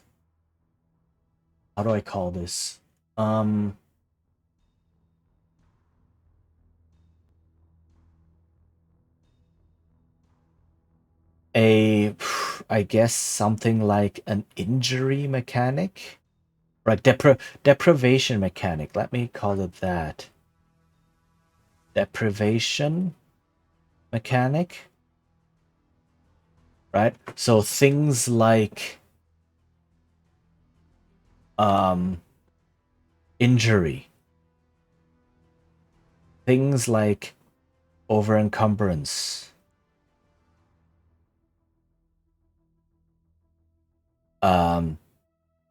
things like supply use, so rations and torches and things like that, and supply use or supply decay if I want that. Maybe not, right? Nah. I'm gonna make an executive decision. I'm not gonna have that. Supply use, however, right? How often do you eat rations, and what does that do? If you don't eat one, what does that mean, right? Things like that. So those are more core. That are things that need to be considered and guided and mechanized, maybe. And then the other is systems or processes. So this includes a lot of the pacing and framing mechanics that most games don't have anymore, except for combat for some reason. So things like a dungeon delve system, where you have dungeon turns, right? Like in older D&D. Things like a hex crawl system, things like a challenge system. I don't want immediately to go for a combat system. I want a more generic challenge system that you can apply to other situations like that, right? Where you have a goal and then you have multiple smaller obstacles and smaller steps in between, and something is trying to stop you or hurt you or whatever else. What's that? We need systems for stuff other than combat? We're doing other things instead of fighting? What is this? Yes, I know. Yes. I sometimes found the hyper focus on fights limits the situations creating TTRPGs. Yes, that's because the mechanics push you in that direction, right? So there is this old adage in role-playing game or game design in general. The mechanics of the game are what the game is about. That is too simple. It's not quite as easy as just to say the mechanics are what the game is about. There is more depth to that, but it's a good starting point. So if all of your mechanics are combat, the game is naturally going to gravitate towards combat because players get to use the game. They get to play the game that way. It is usually structured in a very clear cause and consequence, right? Format. So it's very clear, like, oh, I can attack this orc with my sword, and if I roll a certain number, I deal this much damage, and that is extremely tangible, right? It's like, oh yeah, I dealt 6 damage to this orc. That is a number that you can hang on to and say, yeah, no, I had an effect in the world. Whereas there's nothing wrong with open conversation, but open conversation is more fluid and is less tangible and is more in danger of falling under GM fiat, where things you do don't really matter, right? Whereas where you have a solid system with solid mechanics inside it, players can very clearly see what they are doing. But also pass for problem-solving approach. Yes, on the nature of when you have a hammer, all problems look like nails. Yes, exactly. It's like, how do we solve this problem? Well, we attack it. We stab it because that's what the rules say, right? The rules, like, it's like if I stab the problem, suddenly I am relying on the rules, and the rules are, in theory, a neutral, impartial arbiter. If I try to negotiate with the problem, talk to the problem, sneak past the problem, bribe the problem, whatever, I am starting to negotiate with the GM, who is a human being with their own whims and thoughts and ideas, and suddenly I have to convince a person that what I am doing is good. And the GM, there's always the danger of the GM being partial or not wanting a certain outcome to happen or things like that, right? It's a very different feel of I need to convince the GM versus I can just rest on the mechanics, on the rules, and they are impartial, right? It's like if the GM says, no, you can't do that, that can feel unfair and favoritist. If the rules say you rolled poorly, that doesn't work, then it's just, oh, okay, some physics and the universe itself is just saying, oh, well, sucks to be me right now, right? It's a very different feeling.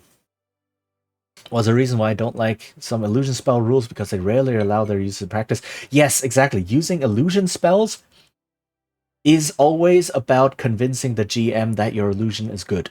Whereas throwing a fireball into a room is just like, I just roll some dice, done. Right? Which is why the dice are safe and secure, and then players will gravitate toward those. Yeah. Also, it didn't help that starting in 2nd edition, they attached XP values to every living thing, ever. Which is why you end up killing everything, because XP is the be-all and end-all of the game. Right? That didn't do the game any favors. Because too many masters use the rule to break the illusion in the first round and destroy all illusion players. Yeah. Exactly.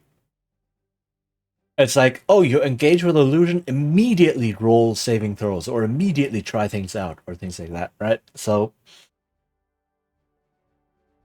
it becomes a game of play the GM, not play the mechanics. But yeah, the challenge system can also include things like social challenges, right? Or navigation challenges, or whatever. I'm thinking of the skill challenge system in D&D 4e.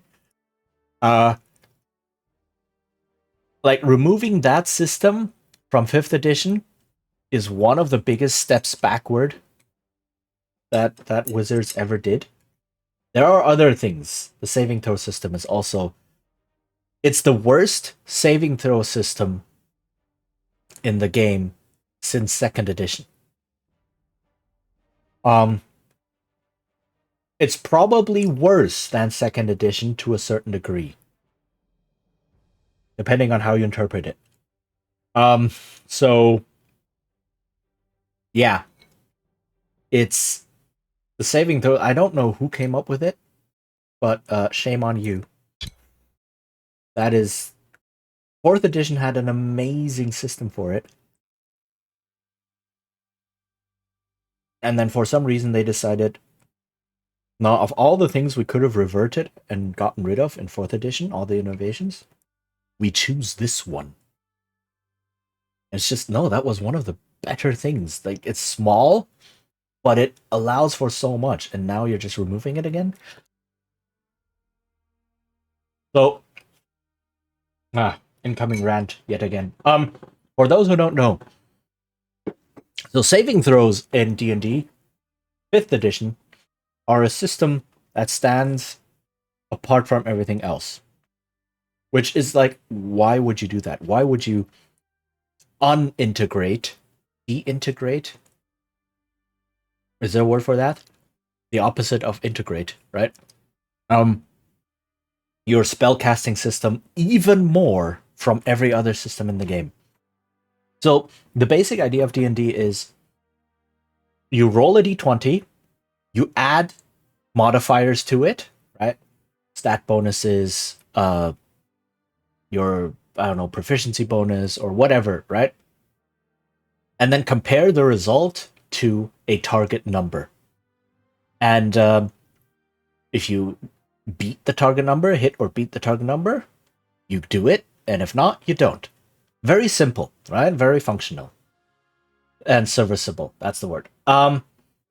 Combat is it's its own system, yes, but the basic idea of an attack roll builds upon the skill check, right? So you roll a d20, you add modifiers to it, and then you compare it to a target number.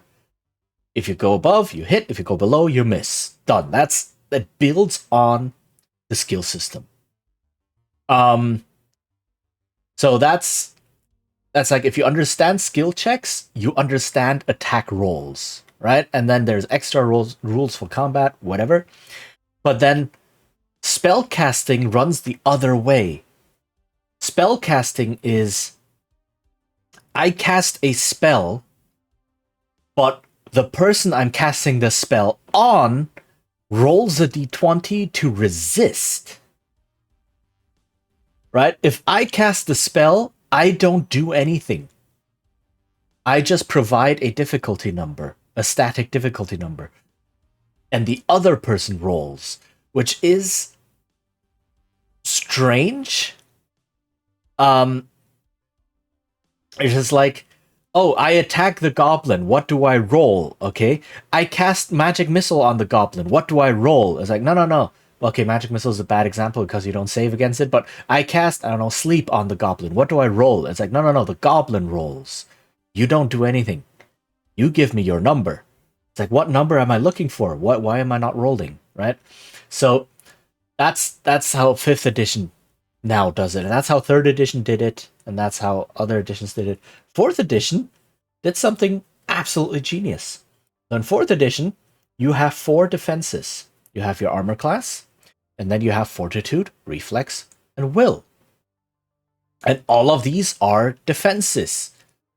So when you cast a spell, you roll a spell attack against the defense, the appropriate defense of whoever you're targeting. So if you cast a fireball, you roll a spell attack against the reflex defense of your target. Right? So it's always, I'm an aggressor, I'm attacking someone with physical things or spells. I roll. If I'm being attacked, I provide my defense. And it streamlined the system so well that they were able to build an entire huge expansion on top of this one change. There's an ad that's gonna hit in 10 seconds, so I cannot go into too much detail for that. But I'm not gonna tell it during the ad because that would be unfair to everyone stuck in it. But I will continue afterwards. Reason why I have 2 spells for sorcerer for fights, range attack, and safe check. Yeah. It's very frustrating in that regard.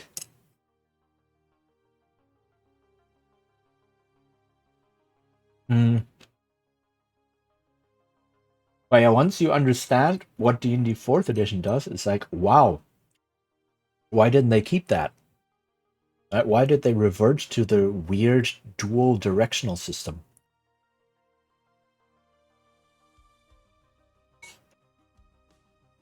And I don't know.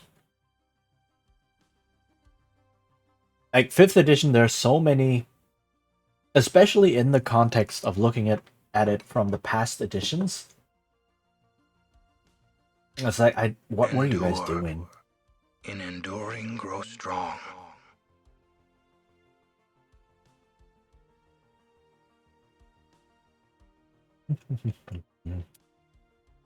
I will eat a bit of. This is not lunch. This is a bit of food I have here right now. Just so I don't know, collapse from hunger. I don't think that's gonna happen, but you know, getting food in me is always good, I guess.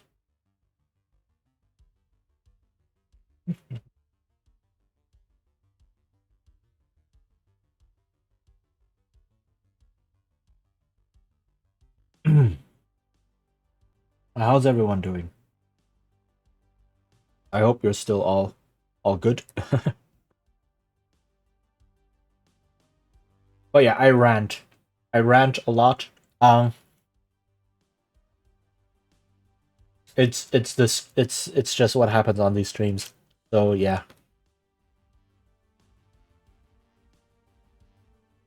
Very rant heavy. I'm a blanket burrito. Oh, that is nice. That sounds very comfy.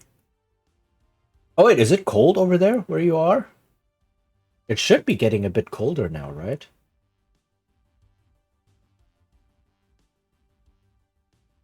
So if so, I hope you're staying warm. And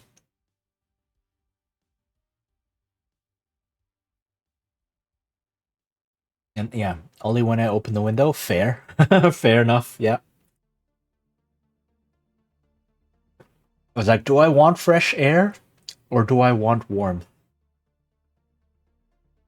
So, yeah.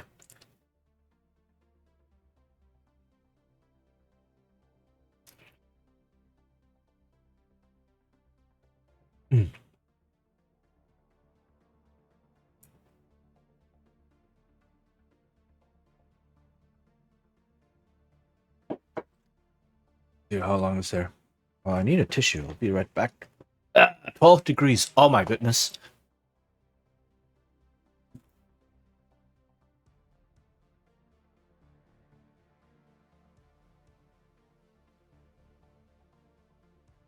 Oh, that sounds can we have some of that? For today, it's over here, it's 34. It's mid-October. It's supposed to be autumn. Heck, it's going to be winter soon. And it's 34 degrees. This is too hot. It should be mid-20s.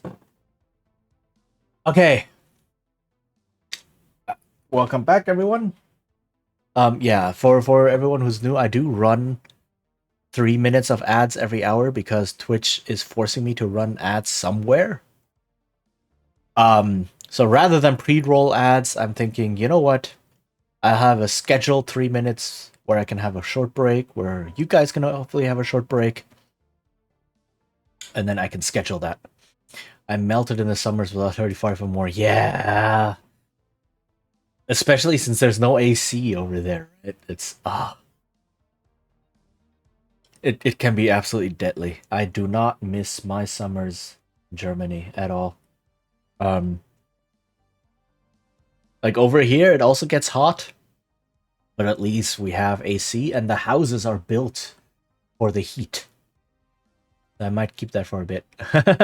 Yes, okay, fair enough. Where were we? Oh yeah, we were talking about D&D 4th edition. So yeah, they turned the whole system into one fixed thing of you roll when you attack someone, you roll and get a stat as a bonus, and then you target one of the defenses of your opponent. And they then looked at that and said, you know what? This doesn't have to be just attacks and spells. This can be anything.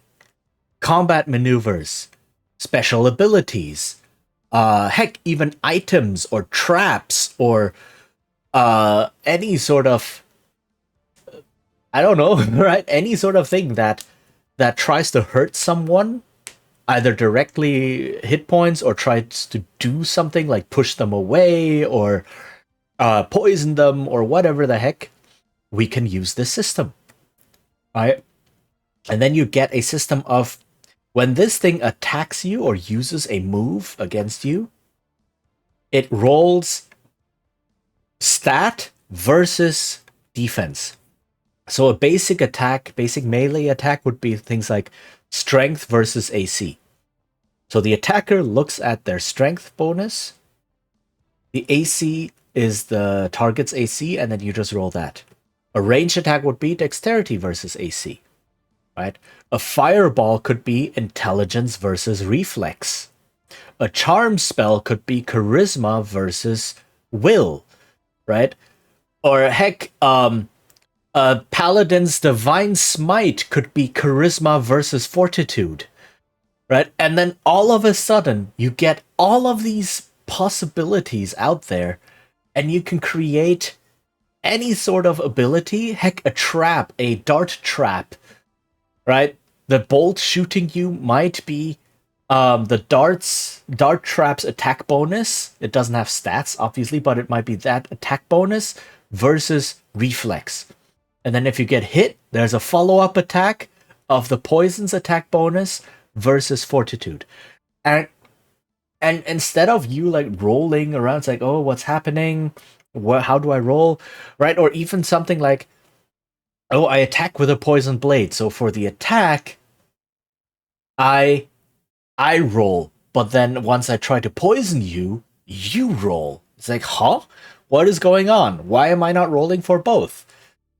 But now in 4th edition, you do. You roll for the attack, and if it hits, you roll for the poison. And the other person just tries to resist. And it's such a good system that allows for such easy ways of streamlining the whole I'm trying to hurt you process, which is a big process in D&D. And then they reverted it in 5th edition to what we have now. And then you get things like what the heck is a charisma saving throw? What even is that? What is a strength saving throw? How is it different from a constitution saving throw? Huh? Right? Why do we get that? So, yeah. It's it's a strange mess. I'm open to a trade partly. Let us meet in the middle. Yeah. If we have something like 22, 23 degrees, that would be amazing.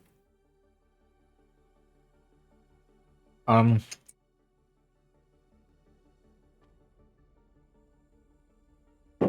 Okay. Okay. That was rant. For some spells, I found the argument that stat is asked for partly random. Yeah. Yeah, exactly. It's like, why am I resisting with this? What am I actually doing here? Right? And how do you interpret those in the fiction? Right? What is actually happening? What is a charisma saving throw? Can anyone explain to me? Right? What is an intelligence saving throw even? What am I how am I resisting the magic using my logical thinking? My creative thinking? What am I even doing? Like when I think charisma saving throw, I think of Zoolander.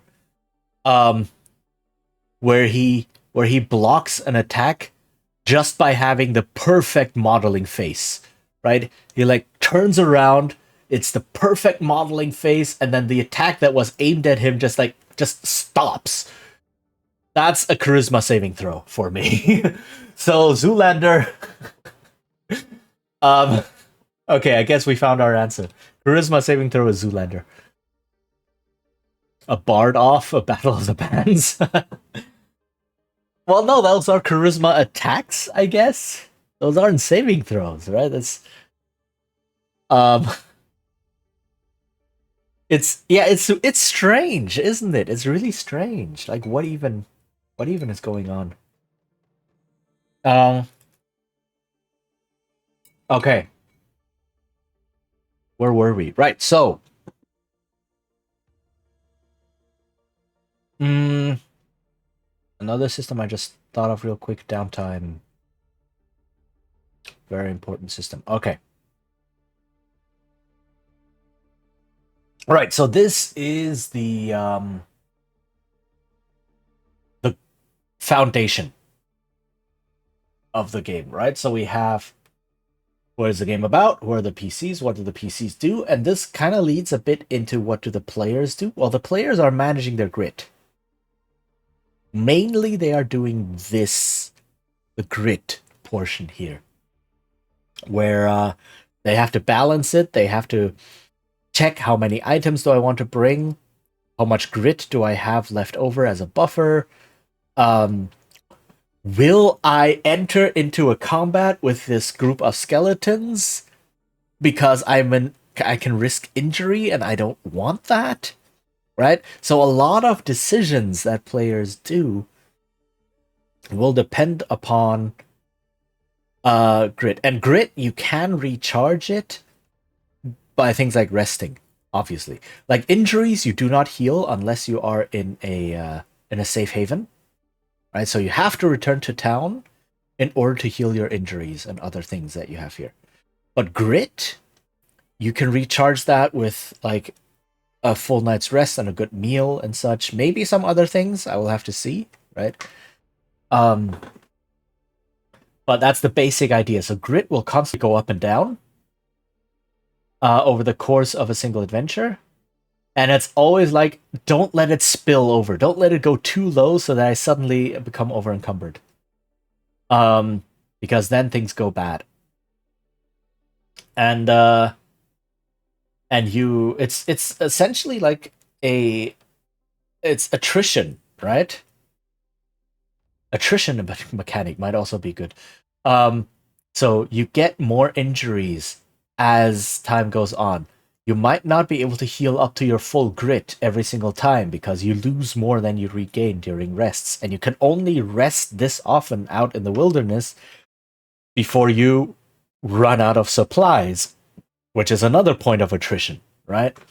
It's like, do I have enough rations? Do I have enough torches? Do I have enough whatever it is you need?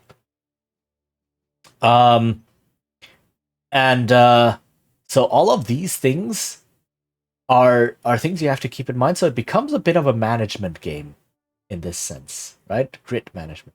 Can you heal an injury temporarily during adventure? Possibly, but I'm not like that is not a high priority, right? You can say, "Oh yeah, sure, if you drink from this magical fountain, there's a 50% chance that one of your injuries is no longer like will no longer hinder you for the next week or whatever, right?" But that is options versus systems. I'm not looking for having a system to have injuries temporarily healed on an adventure, because that's part of the danger, right? Part of the danger is, do we continue adventuring, or do we just end now and try going home? Because holy heck, all of us have 3 injuries each. This is starting to get a bit critical. We don't have the energy and we don't have the capacity to continue adventuring. And that is also a decision point I want in the game. Right? It's like, yeah, we went out here, we haven't found the dungeon yet, but just our wilderness trek has been so taxing that we have to call it quits and return home and then try again next time, right? This time with more knowledge of what awaits us, right? This time with a bit of knowledge of the terrain and how to go there and what to look out for. So it's not like you don't gain anything. And whenever you return to town from an adventure, you do have the chance of character advancement. So again, that's not a complete loss, so to speak, but it could just be, it's like Darkest Dungeon in the sense, right? It's Darkest Dungeon. You go out into the dungeon, and then in the first encounter, one of your party members just completely gets killed. That happened to me, by the way. I hired a completely fresh adventurer, put her into a party, went into the dungeon. First combat encounter, the enemies win initiative. All of them pile on her, that fresh adventurer. Like, boom, boom, boom, she's dead. And I was sitting there going, do I do the rest of the dungeon with 3 people? Or do I just leave right away? So yeah, that is a choice or a decision point I would like to exist in the game. Funny that not so many TTRPGs players have it on the table, sometimes even on the DM side.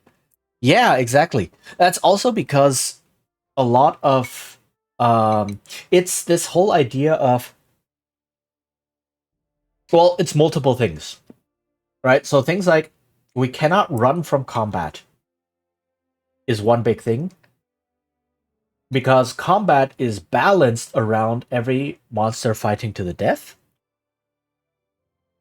And also the combat mechanics basically make it impossible to run away because of the initiative order. If someone says, I'm going to run away, they start running, but they're the only one right now. And then the next person in initiative is in line, and then they go, hold on. The next person in initiative line is the monsters. So they attack. And then it's another monster, and it attacks. And then another monster, and it attacks. It's like, okay, why did you run away? Why didn't you help us fight? Now all of us are dying, and you started running away. Right? So that's so it's all balanced that way. And the other expectation is kind of like the DM usually has a certain outcome in mind. It's like the player characters must succeed on this quest. They must succeed because that's how the story is planned, right? So, they track down the villain to their lair, and then they go into the lair and defeat the villain, and after they defeat the villain, this and this happens. No GM ever plans for, what if they don't defeat the villain? Right? What if that option happens? No, it's always it's a given. They will defeat the villain, and then after they defeat the villain, then I will plan this and this and this. But the problem comes with planning all of this, plotting it out, saying, oh, okay, so now they go into the dungeon. That is the plot I wanted. Then I run the dungeon. They defeat the villain, and you just don't think about big things like that having possibly multiple outcomes, right? And so if the player characters don't finish the mission, if they just turn around and leave, the GM might then end up sitting there going, huh, I don't know what to do anymore. So everything in there incentivizes the player characters to just keep pushing. Um, right? So because the adventure ends if the players don't continue the dungeon, and then that's it. The campaign ends because the GM never considered that the players might not want to finish the dungeon, right? Um, I don't blame GMs for planning like this because this is how many of them are taught to plan. Um, the way things are presented in the books, the way published adventures are written, the way a lot of other media, like video games especially, or also movies, are like, yeah, no, you go, you start this quest, you will succeed on, you will finish it and succeed, right? Like, GMs aren't taught how to plan for or how to prep for an open medium like role playing games. So I don't blame them because they didn't learn it. They just don't know better. But it is a problem. Um, I had a funny darkest dungeon run. A team went into the dungeon to relax. They went with more stress, stamina out than they began. After the party meet the door to the evil lair, the party got killed by bandits. Apparently, that was one encounter. Munch Death House is a great example. Level 1 monster that practically can one shot any player character without trying. Oof. Yeah, no, like why? Why? Right? Um so yeah, that's things are laid out in such a way that players don't think about the option of no, I will just not. Right? Because and this is also the problem that railroading and plotting out stories for an RPG, what that does is it teaches players that you must always follow this plot, even if, I don't know, it's a red herring, or the GM miscommunicated something, or you misunderstood something, or whatever else, right? But as soon as a player sees, oh, this is where the plot is supposed to go, I will now follow it because there is nothing else in the game. Right? So players are also trained to not think about this as why don't I just leave? Right? What would a sensible human being do? But no, this is the game. I need to follow this game. I need to follow this plot thread. And that's. And I've read reports of players who were trained on games and DM styles like this, and suddenly going into a more open, sandboxy type game where the plot is not given to them but is like hinted at.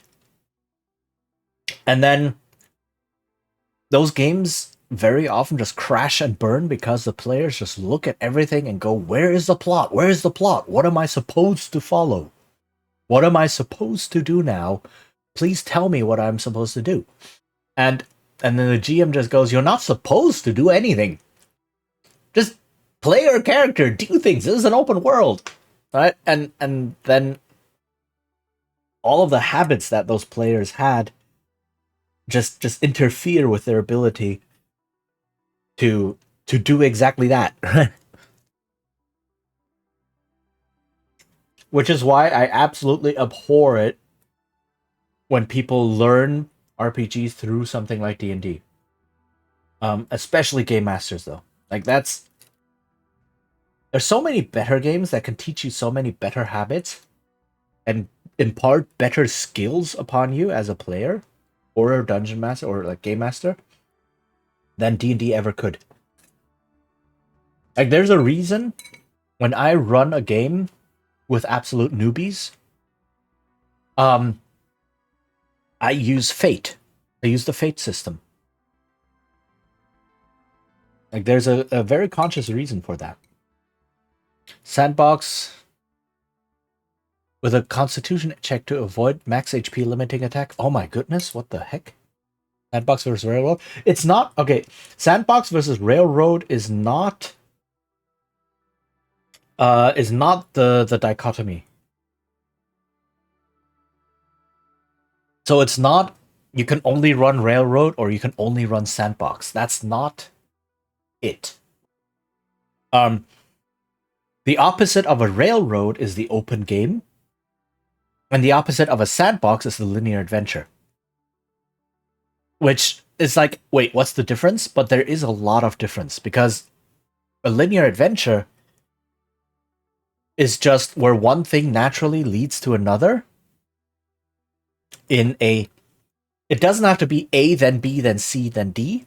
It's like A naturally leads to some other outcome that naturally leads to another outcome, and then the PCs follow this line. A sandbox is, oh, there's like 20 rumors, and then you pick something, right? Whereas a linear adventure could more be like, yeah, you get hired to do something, or you have a strong incentive to go into this dungeon or something, right? So that's the actual dichotomy. And then Railroad versus open game is just Railroad. Obviously, the PCs can only do what the GM wants them to do, and the open game is not that.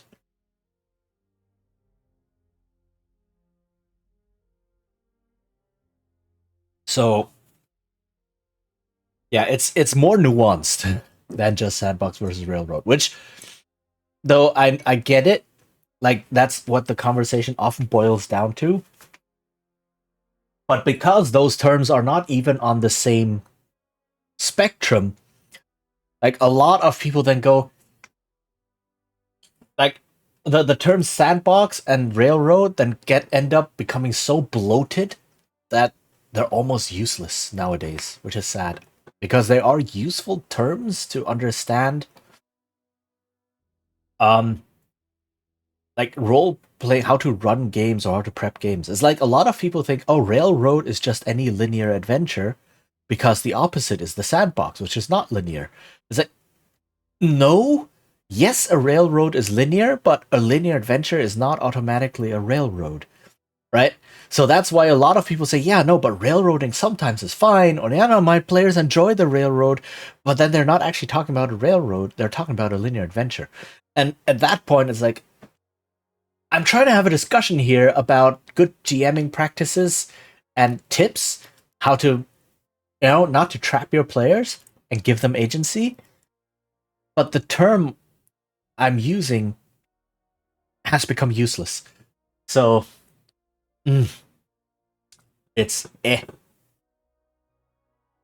As a DM, I really know what happens next.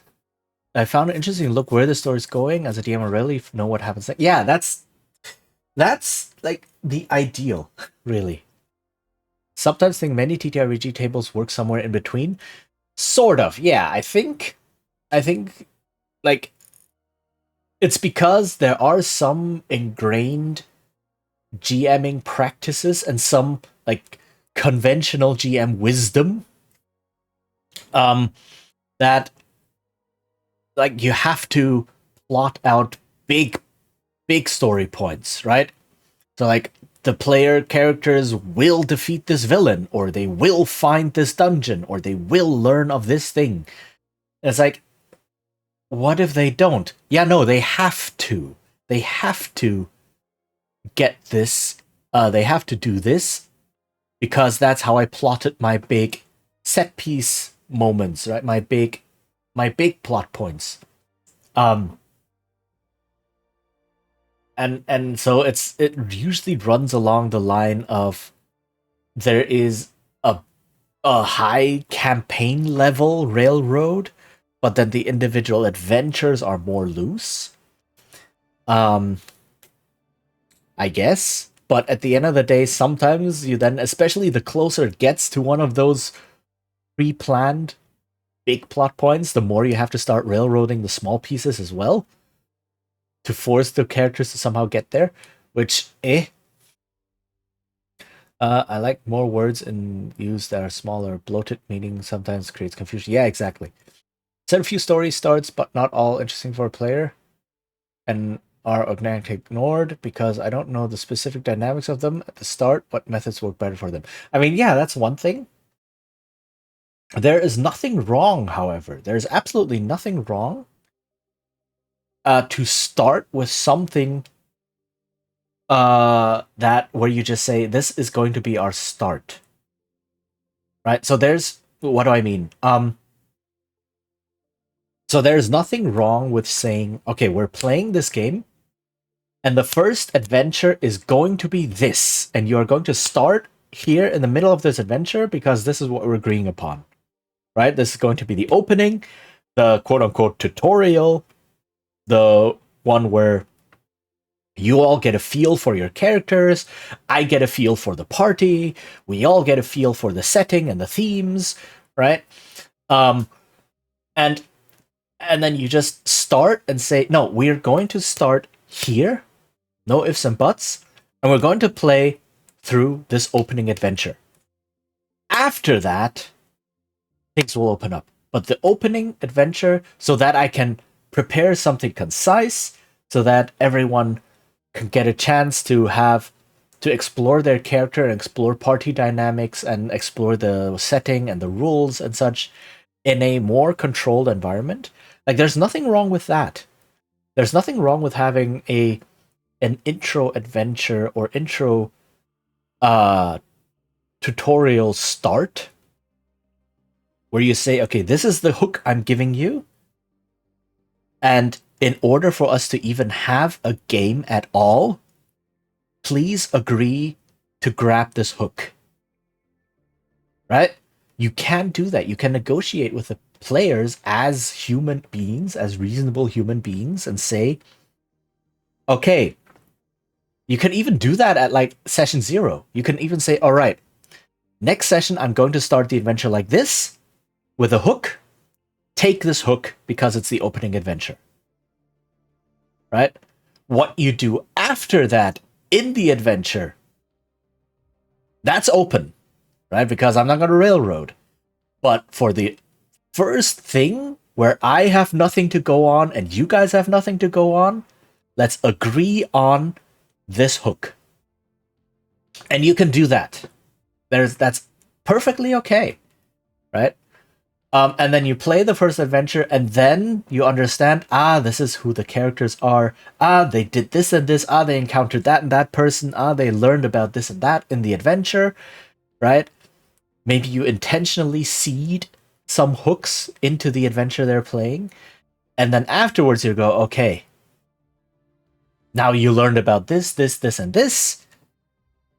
Do you want to do something about it, right? And then you start opening it up.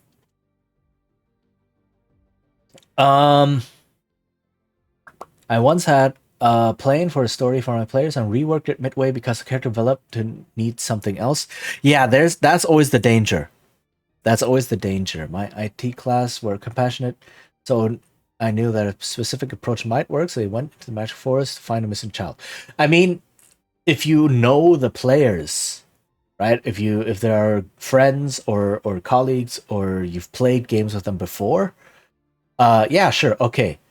That is just called smart prep, right? You prep for what you think the players are most likely going to do. That is not railroading, that is smart prep.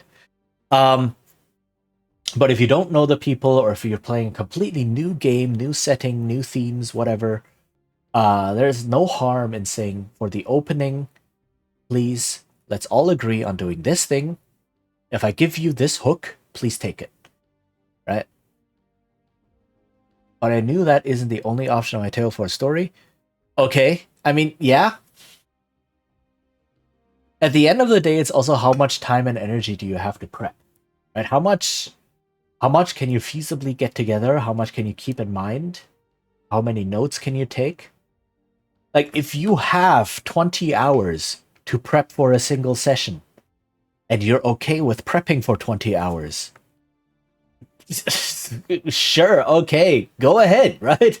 More power to you. Have fun, do your thing. But if you're living a busy life, have a job, have things to take care of, are an adult, etc., and you say, I only have half an hour to take care of things, man. I only have half an hour to prep this, or maybe an hour. Then, yeah, then you need to prep differently, very differently. So, yeah.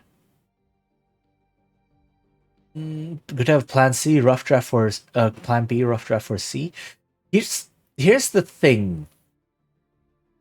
I had a story roughly worked out so they could explore the village instead. Okay, I don't know because they revisit the village eventually, so the preparation isn't wasted. I mean, yes, that's a good point. A lot of prep is reusable. If you prep smartly, a lot of it is reusable, either because it'll just come up later, or you can reflavor it slightly and use it somewhere else. But I don't know how you are using the word story here. Again, story in the context of RPGs is very bloated. Prep situations. Prepare a drag and drop style. Yes, you mentioned the bubbles, right? The drag and drop, which is very smart. Prepare small portions instead of one big structure, right? Prepare individual bricks, not a whole house at once. Small bubbles of stories. Yeah. So a good prep tip is to prep situations, not scenarios or plots. So you give the PCs a situation to step into, and you prep all of the background of the thing. Like, if they go into a village, you know who the people are, you know what the deal of the village is. You make it ripe for adventure by giving them a problem that has occurred recently that the villagers cannot take care of. Maybe you prep two factions that are at each other's like simmering hostilities that are about to boil over, right? Things like that. And you prep a lot of these, like, this is but you don't prep what's going to happen, right? You don't say, oh, then the PCs will talk to this person and then they will ally with that person and blah and do this and solve that problem. No. You say, this is the village, this is who's in it, this is what problems they're currently facing, and this is why it's going to explode the moments the PCs step in. And once it explodes, then things just happen, right? You run people and monsters and environments naturally.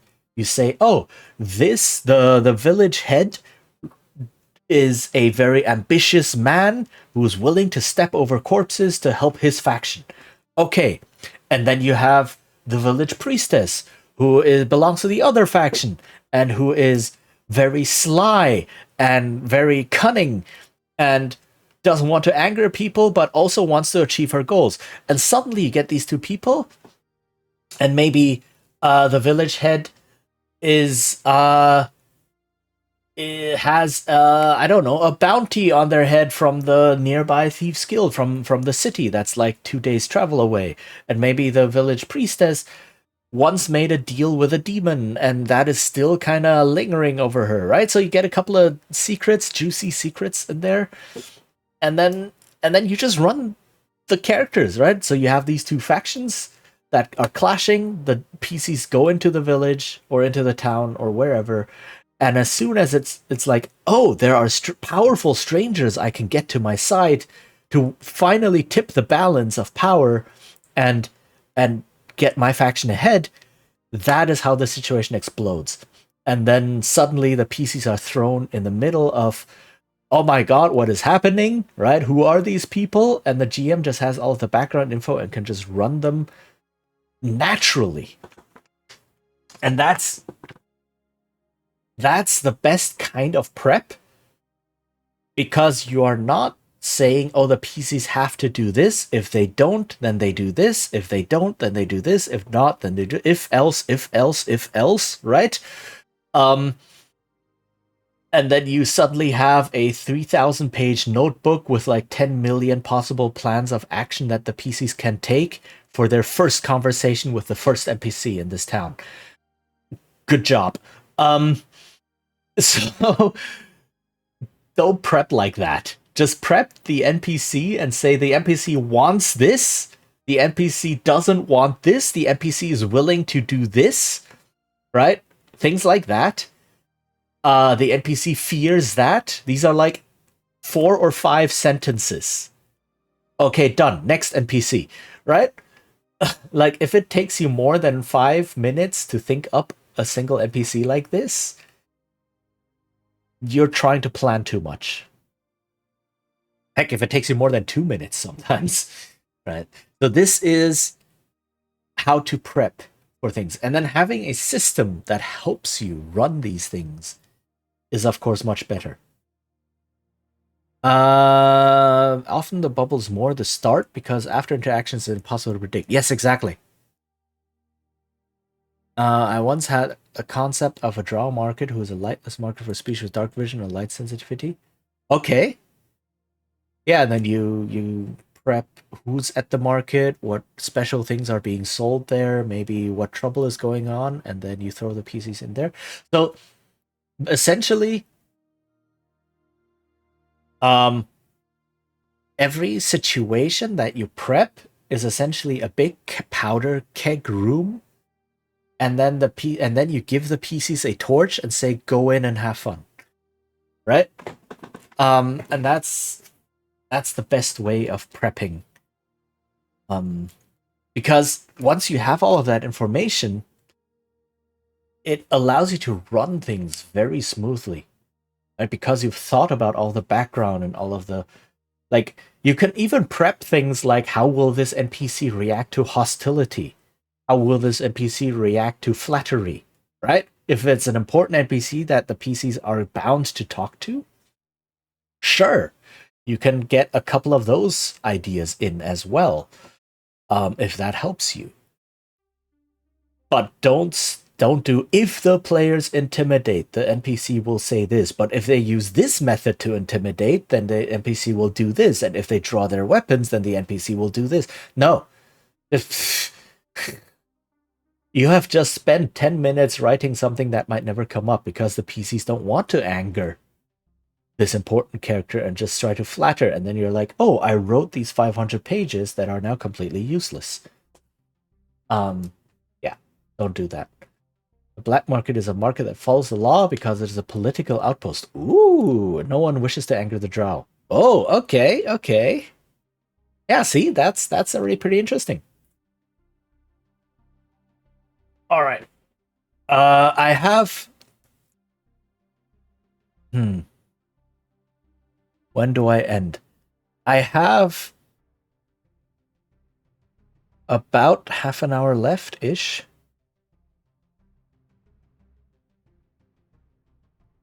Yeah, I have about half an hour left. So let me snooze the ads real quick.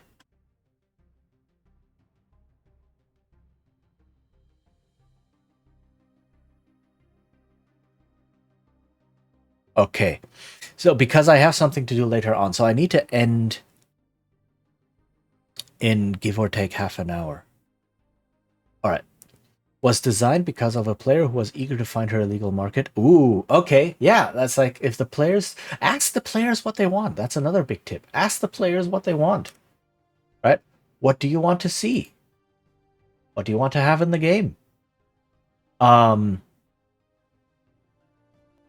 And then like have the players actually look, tell you. There we go. Oops, that's not what I want. I need this thing up here.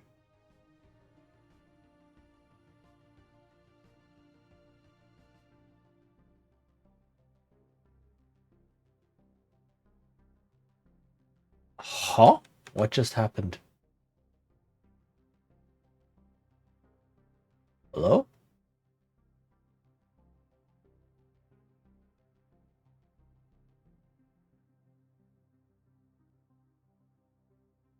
There we go. Okay. Sometimes I don't know what this program is doing. All right. Um,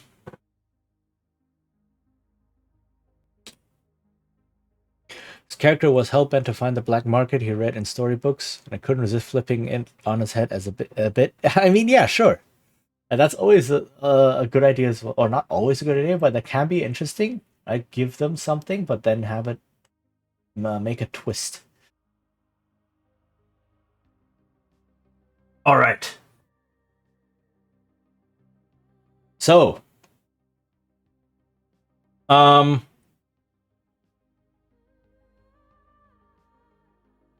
when you ask the city guards and normal villagers, they might not show you a dangerous place. Fair.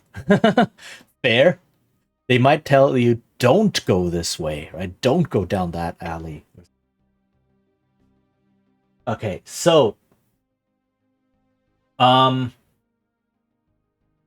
a couple of things. So, I have the core resolution mechanic. I have the core system, the grid system. Now I need to look at what I called the deprivation system, right?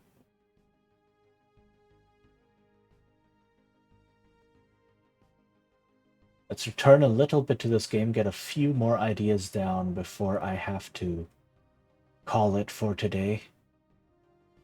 This is a horrible straight line. Okay. So what does this system cover? It covers injury and other conditions, right? It covers what did I have? Supply use or over encumbered, what that does.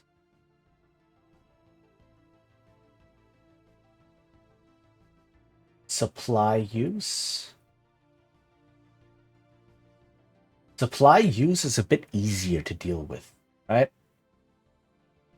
So these are a couple of things for now. Travel dangers. Travel dangers is for the travel system, but I can have. So this is the second part. So the other part of the system is the various like game structures, right? Game structures, which are like the wilderness travel, hex crawl, the dungeon delve, the challenge system, and so on. And what I want to do, let me put it in this color, is have as much unified as possible. So as much unification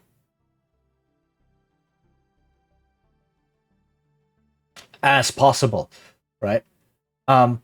Which means if you know how to run one system, you will understand the basics of running a different system, right? So instead of saying, oh, my hex crawl system uses this stuff and you roll like this and you check things like that, and then, oh, as soon as you get into a dungeon, oh no, the system is now completely different. Now you have to learn a completely new mini game. It's like, no. I'm trying to have the same basics, right? Things like, oh, when I have a hex crawl, I have wilderness turns or exploration turns. And if I'm in a dungeon, I have dungeon turns or delving turns or whatever I want to call them. And when I am a challenge, I have challenge turns, right? So, okay, so we have a turn structure that is familiar everywhere. How do I check for things? Okay, so we use this system to check for things. And in the wilderness, the danger comes from things like weather or monsters or animals or whatever. In a dungeon, it comes from traps and getting lost, blah. And in a challenge, it comes from, I don't know, monsters you are fighting and things like that. Yes, core rules that are usable around the system. Yes. So it's kind of like I have it's like a layered idea, right? I have this core thing up here, and then I split that up into that leads to multiple other subsystems and then maybe one subsystem could have some expansion here or there. Like I could have a combat variant of the challenge system, right? So I have challenge, and maybe I have combat and social, right? So the idea is if you don't know how to run a challenge, you can always run a core system. If you don't know how to run combat, you can always run the challenge system and it'll work. If you do want to get a bit more nitty gritty, or if you do want some special things that only appear in combat, not in all challenges, then you can run the combat additional rules, right? If you're in a social situation, then you can run a challenge with social additional rules, right? If you have, I don't know, some sort of other skill thing, whatever, navigation, and so on and so forth, right?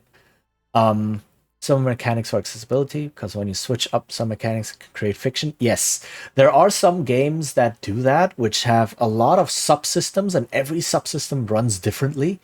So instead of learning one game, you're learning 20 games. I mean, it's always a balancing act here as well, right? When you're doing this, you are sacrificing simulation for unity.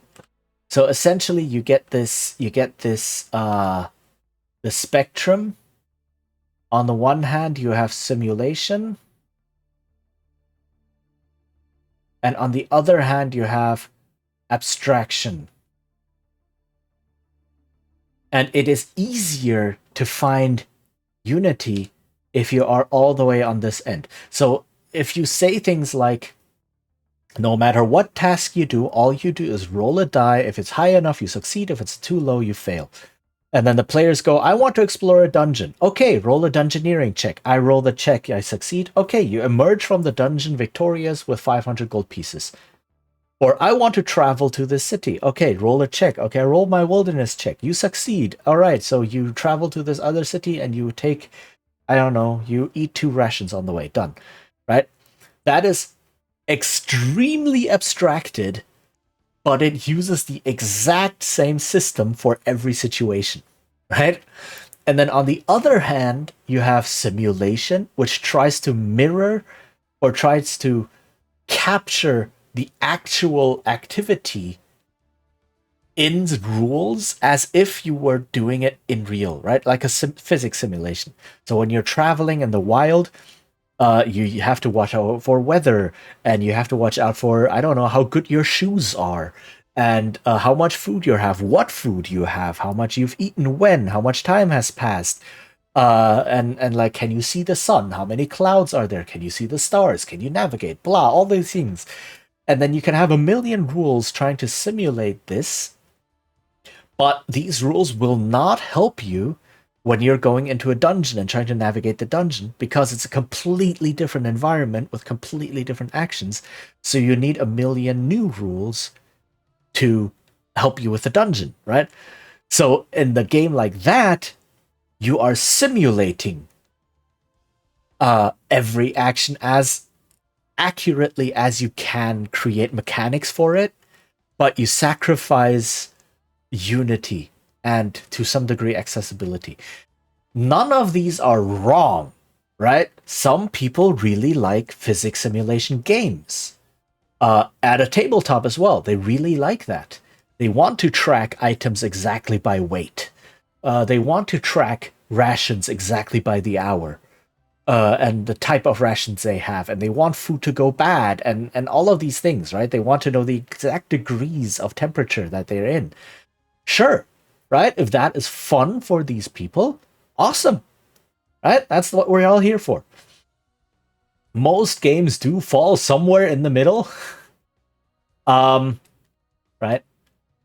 So it's a design choice at this point. It's like, how much do you want simulation, which versus how much do you want abstraction? So you get, on the one hand here, you also get unity and precision, right? So yeah, that's one of these axes to think of, and I'm probably going to err more on this end, right? rather than try to simulate things, which is why I'm doing things like item slots. It's like, why does a sword and a plate armor take up the same amount of space? It just does, right? Deal with it. Because that's the game. We're abstracting this part, right? That's what games do. They abstract. So yeah, that's what I'm looking for here. So travel dangers would be in here in the game structures, right? So when you do the wilderness travel system, right? This is where you or you could have like a danger system in here, right? Random encounters and such, or how to deal with various dangers. And then you could have, oh, these dangers are according to travel. These dangers are according to a dungeon. These are according to whatever challenge you might be facing, and so on. Um, so that's where this goes in. Okay.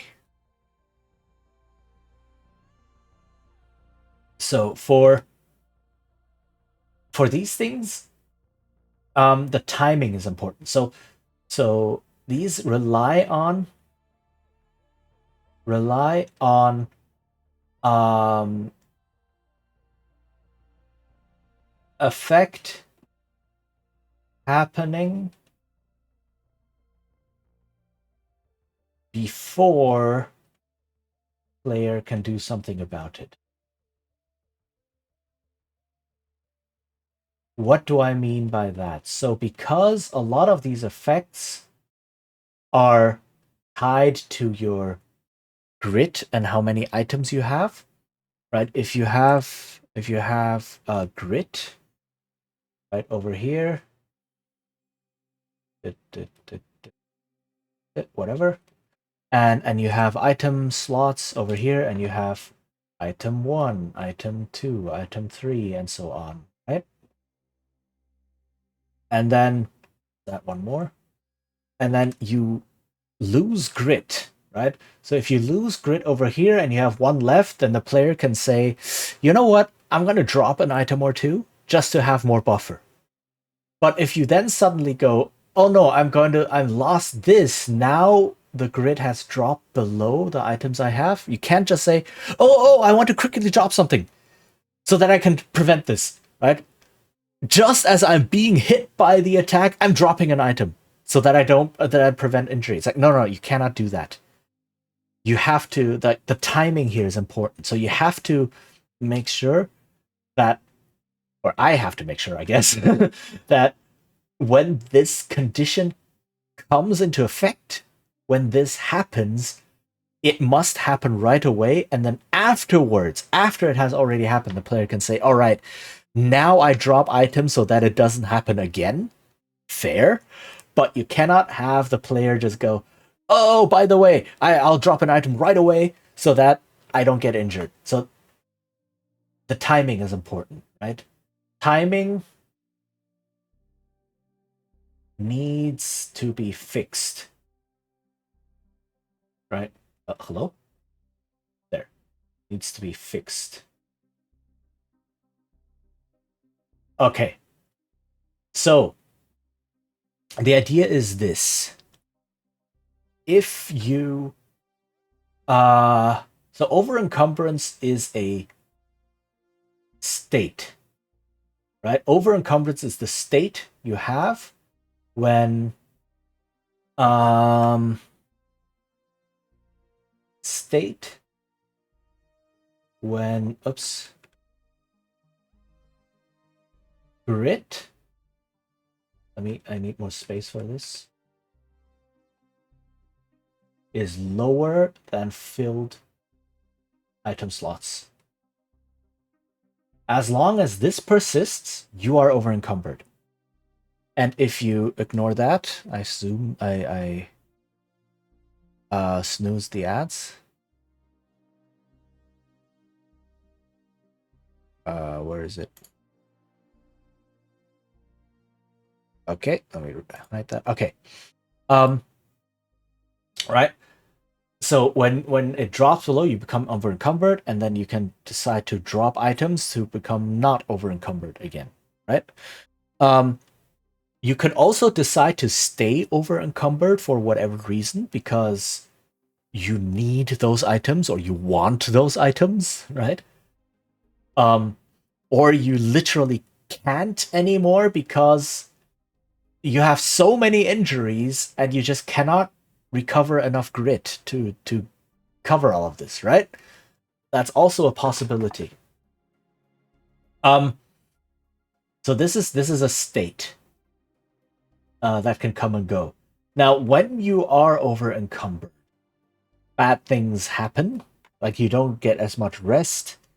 You might get a penalty on checks and things like that.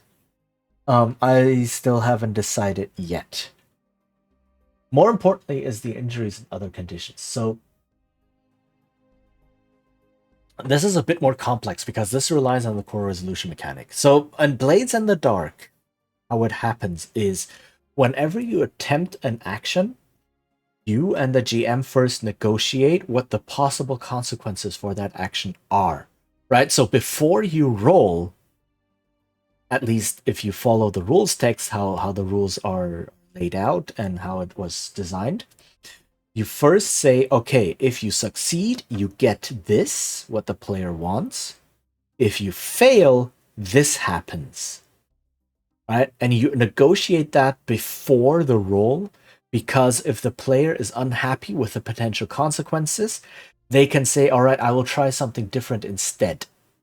Or they can say, no, okay, I want more bonuses on my roll to try and prevent these consequences, right? And usually the consequence is always narrative, right? The consequence is something happening in the story, and the player then gets a chance to negate the consequences with a resistance roll, etc., etc. But sometimes the consequences can be mechanical, and this mostly comes in the form of harm. Harm meaning injuries and such. Now, there is nothing in the rules that says when harm will happen. It is completely up to the group, the table, and the current state of the narrative when harm seems like an appropriate consequence, right? So you can say, obviously, something like, "Oh, I'm trying to fight this person here. I'm trying to fight this guard." Okay, as a consequence, as a potential consequence, you will get harm. And it's like, okay, obviously, I'm fighting this guard, or I want to jump from this roof to that roof. It's like, okay, if you fail or if you have to get a consequence, you get harm from things like spraining your ankle or something, right? That is a possible consequence. And then the player can go, actually, I don't want to risk that. Let me find some other way. Whatever. So it's completely up to the table how, when, and how often they want to use harm. Now, harm is extremely punishing and extremely restrictive because it lowers your chances of succeeding at skills, right? It removes dice from your dice pool, and harm is extremely difficult to heal, right? You only get a couple of downtime actions during which you can try to heal, and you might not be guaranteed to, especially when you don't have a lot of time or money. And if you get serious harm, it takes a lot of steps to get reduced step by step, bit by bit, until it finally gets removed. So if you have level 3 harm, you first reduce it to a level 2, then to a level 1, and then it gets healed, right? So it can be very, very punishing. And there are no rules that tell you when you get it. There are rules for healing it. There are no rules for telling you when you get it. I don't know if I want that in my game. I would like getting injuries, getting harm to be more mechanized. So that is the thing I am struggling with right now. How do I make sure that in a system like Blades in the Dark, where harm is a possible consequence, but it is just kind of inserted. There's no mechanic pointing to it. How can I craft a mechanic or manipulate an existing mechanic to have that in there? And I've gone through a couple of ideas, but none of them really struck a chord with me. So one of the ideas was having something like a critical fail system. So if you just fail normally, you get damage to your grit, but if you critically fail, you instead get an actual injury. But there is no good way of including a critical fail system in the dice system. Like, the dice system is already relatively complex. I don't want to add more complexity into that thing. I would like a different system on the side that does what I want it to do. So an idea here is becoming over encumbered risks injury, right? So whenever you are doing something, traveling, dungeoneering, in a challenge, whatever, you have a risk of losing grit, right? Spending too much grit or losing grit and such. And there is then a risk of becoming over encumbered. And whenever you do become over encumbered, that then triggers that you might become injured as well.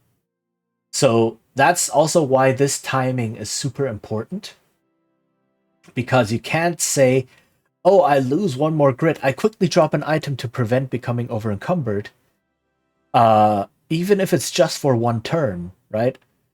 To prevent the accumulation of injuries. So the idea is, whenever, what color do I have? Yeah. Whenever a PC becomes over encumbered, I probably need a better name for this. This is a bit long, but I'll stick with it for now. It says what I wanted to say. There is a chance, or just directly they will, or there's a chance. Oh.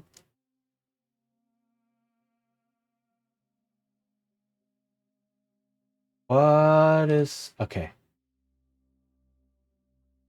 There is a chance of them, or they will become injured. Right? I don't know yet. This is something playtesting will have to reveal. This is like, how often does this state happen? How often do characters become over encumbered? So is it, if it doesn't happen very often, then I would just say as soon as you become over encumbered, you gain an injury. Or if it happens often enough, then I can say, well, then you have a chance of getting an injury. Maybe if it's guaranteed they will become injured, then players will become super hesitant about their grit, right? And that might completely change the play style into something that I don't want it to be, right? Because I do want players to spend their grit every now and then to aid them in their roles and such. And I want them to like ride on the edge, essentially. But if it becomes guaranteed injury, maybe they don't do that. So that's playtesting, right? But the idea is, as soon as this happens, right, grit dips below to the filled item slots, boom, injury possibly, right? And how I do this might be modeled after a resistance roll in Blades in the Dark. That's, not a bad idea. I could even do something like you then get a resistance roll, and the resistance roll could be something like, if you succeed, right, on a 6, no injury. On a 4 or 5, 1 injury. On a 1, 2, or 3, 2 injuries. Or something like that, right? I can even do that. And then if you have 2 6s, recover 1 grit or something, right? It's like you take it on the chin and you feel like I can do this. Maybe, right? So whatever. This is a possible idea that I can have. Oh. Snooze another. Okay. And yeah, I will again, this is a bit of playtesting gonna be involved, but this is like the main system. And then you can have things like, oh, if you don't eat for a whole day, you lose grit or you don't recover grit as much, and then your chances of becoming over-encumbered increase, and then the chances of accruing injuries increases. Okay. I need to end. I need to end. Save this. It is almost 2 p.m. I need to get ready for the next thing. So stop this, stop that. I have a couple minutes left before the ad hits. I don't want it to hit right when I raid. So let me close. Let me look for someone to raid real quick. And oh, come on. Yeah. Sorry for the sudden end. I was just about to say need to go soon. Been super cool seeing the process. Thank you. Yeah, I'm glad you enjoyed it. And I hope it was inspiring or useful, right? And yeah, so I'm hoping to do this every Friday now. I don't know if I'll work on this game specifically or if I'll work on other games. Or if, like today, we devolve a lot into just talking about RPGs in general and how to run them, how to play them, etc. That happens. That is par for the course here. So let's see. Oh, I'm seeing someone that we can raid that I haven't been able to raid in ages. All right, let's go to Vanilla or Chocola right now. So Vanilla is my VTuber brother. But right now it's Vanilla's twin sister Chocola streaming, doing games and demos, doing visual novels. Okay. Raid Vanilla Blue Bop. Okay, yeah. Thank you all for being here. I hope my ranty style is acceptable. Thank you for all the follows. And yeah, I will hopefully be back on Tuesday. Probably. Streaming more Baldur's Gate 1. And yeah, I will continue designing games on Friday, hopefully, if nothing comes in between. Yeah, so thank you all for being here. Do take care. Have a nice time zone. Stay hydrated. And bye-bye.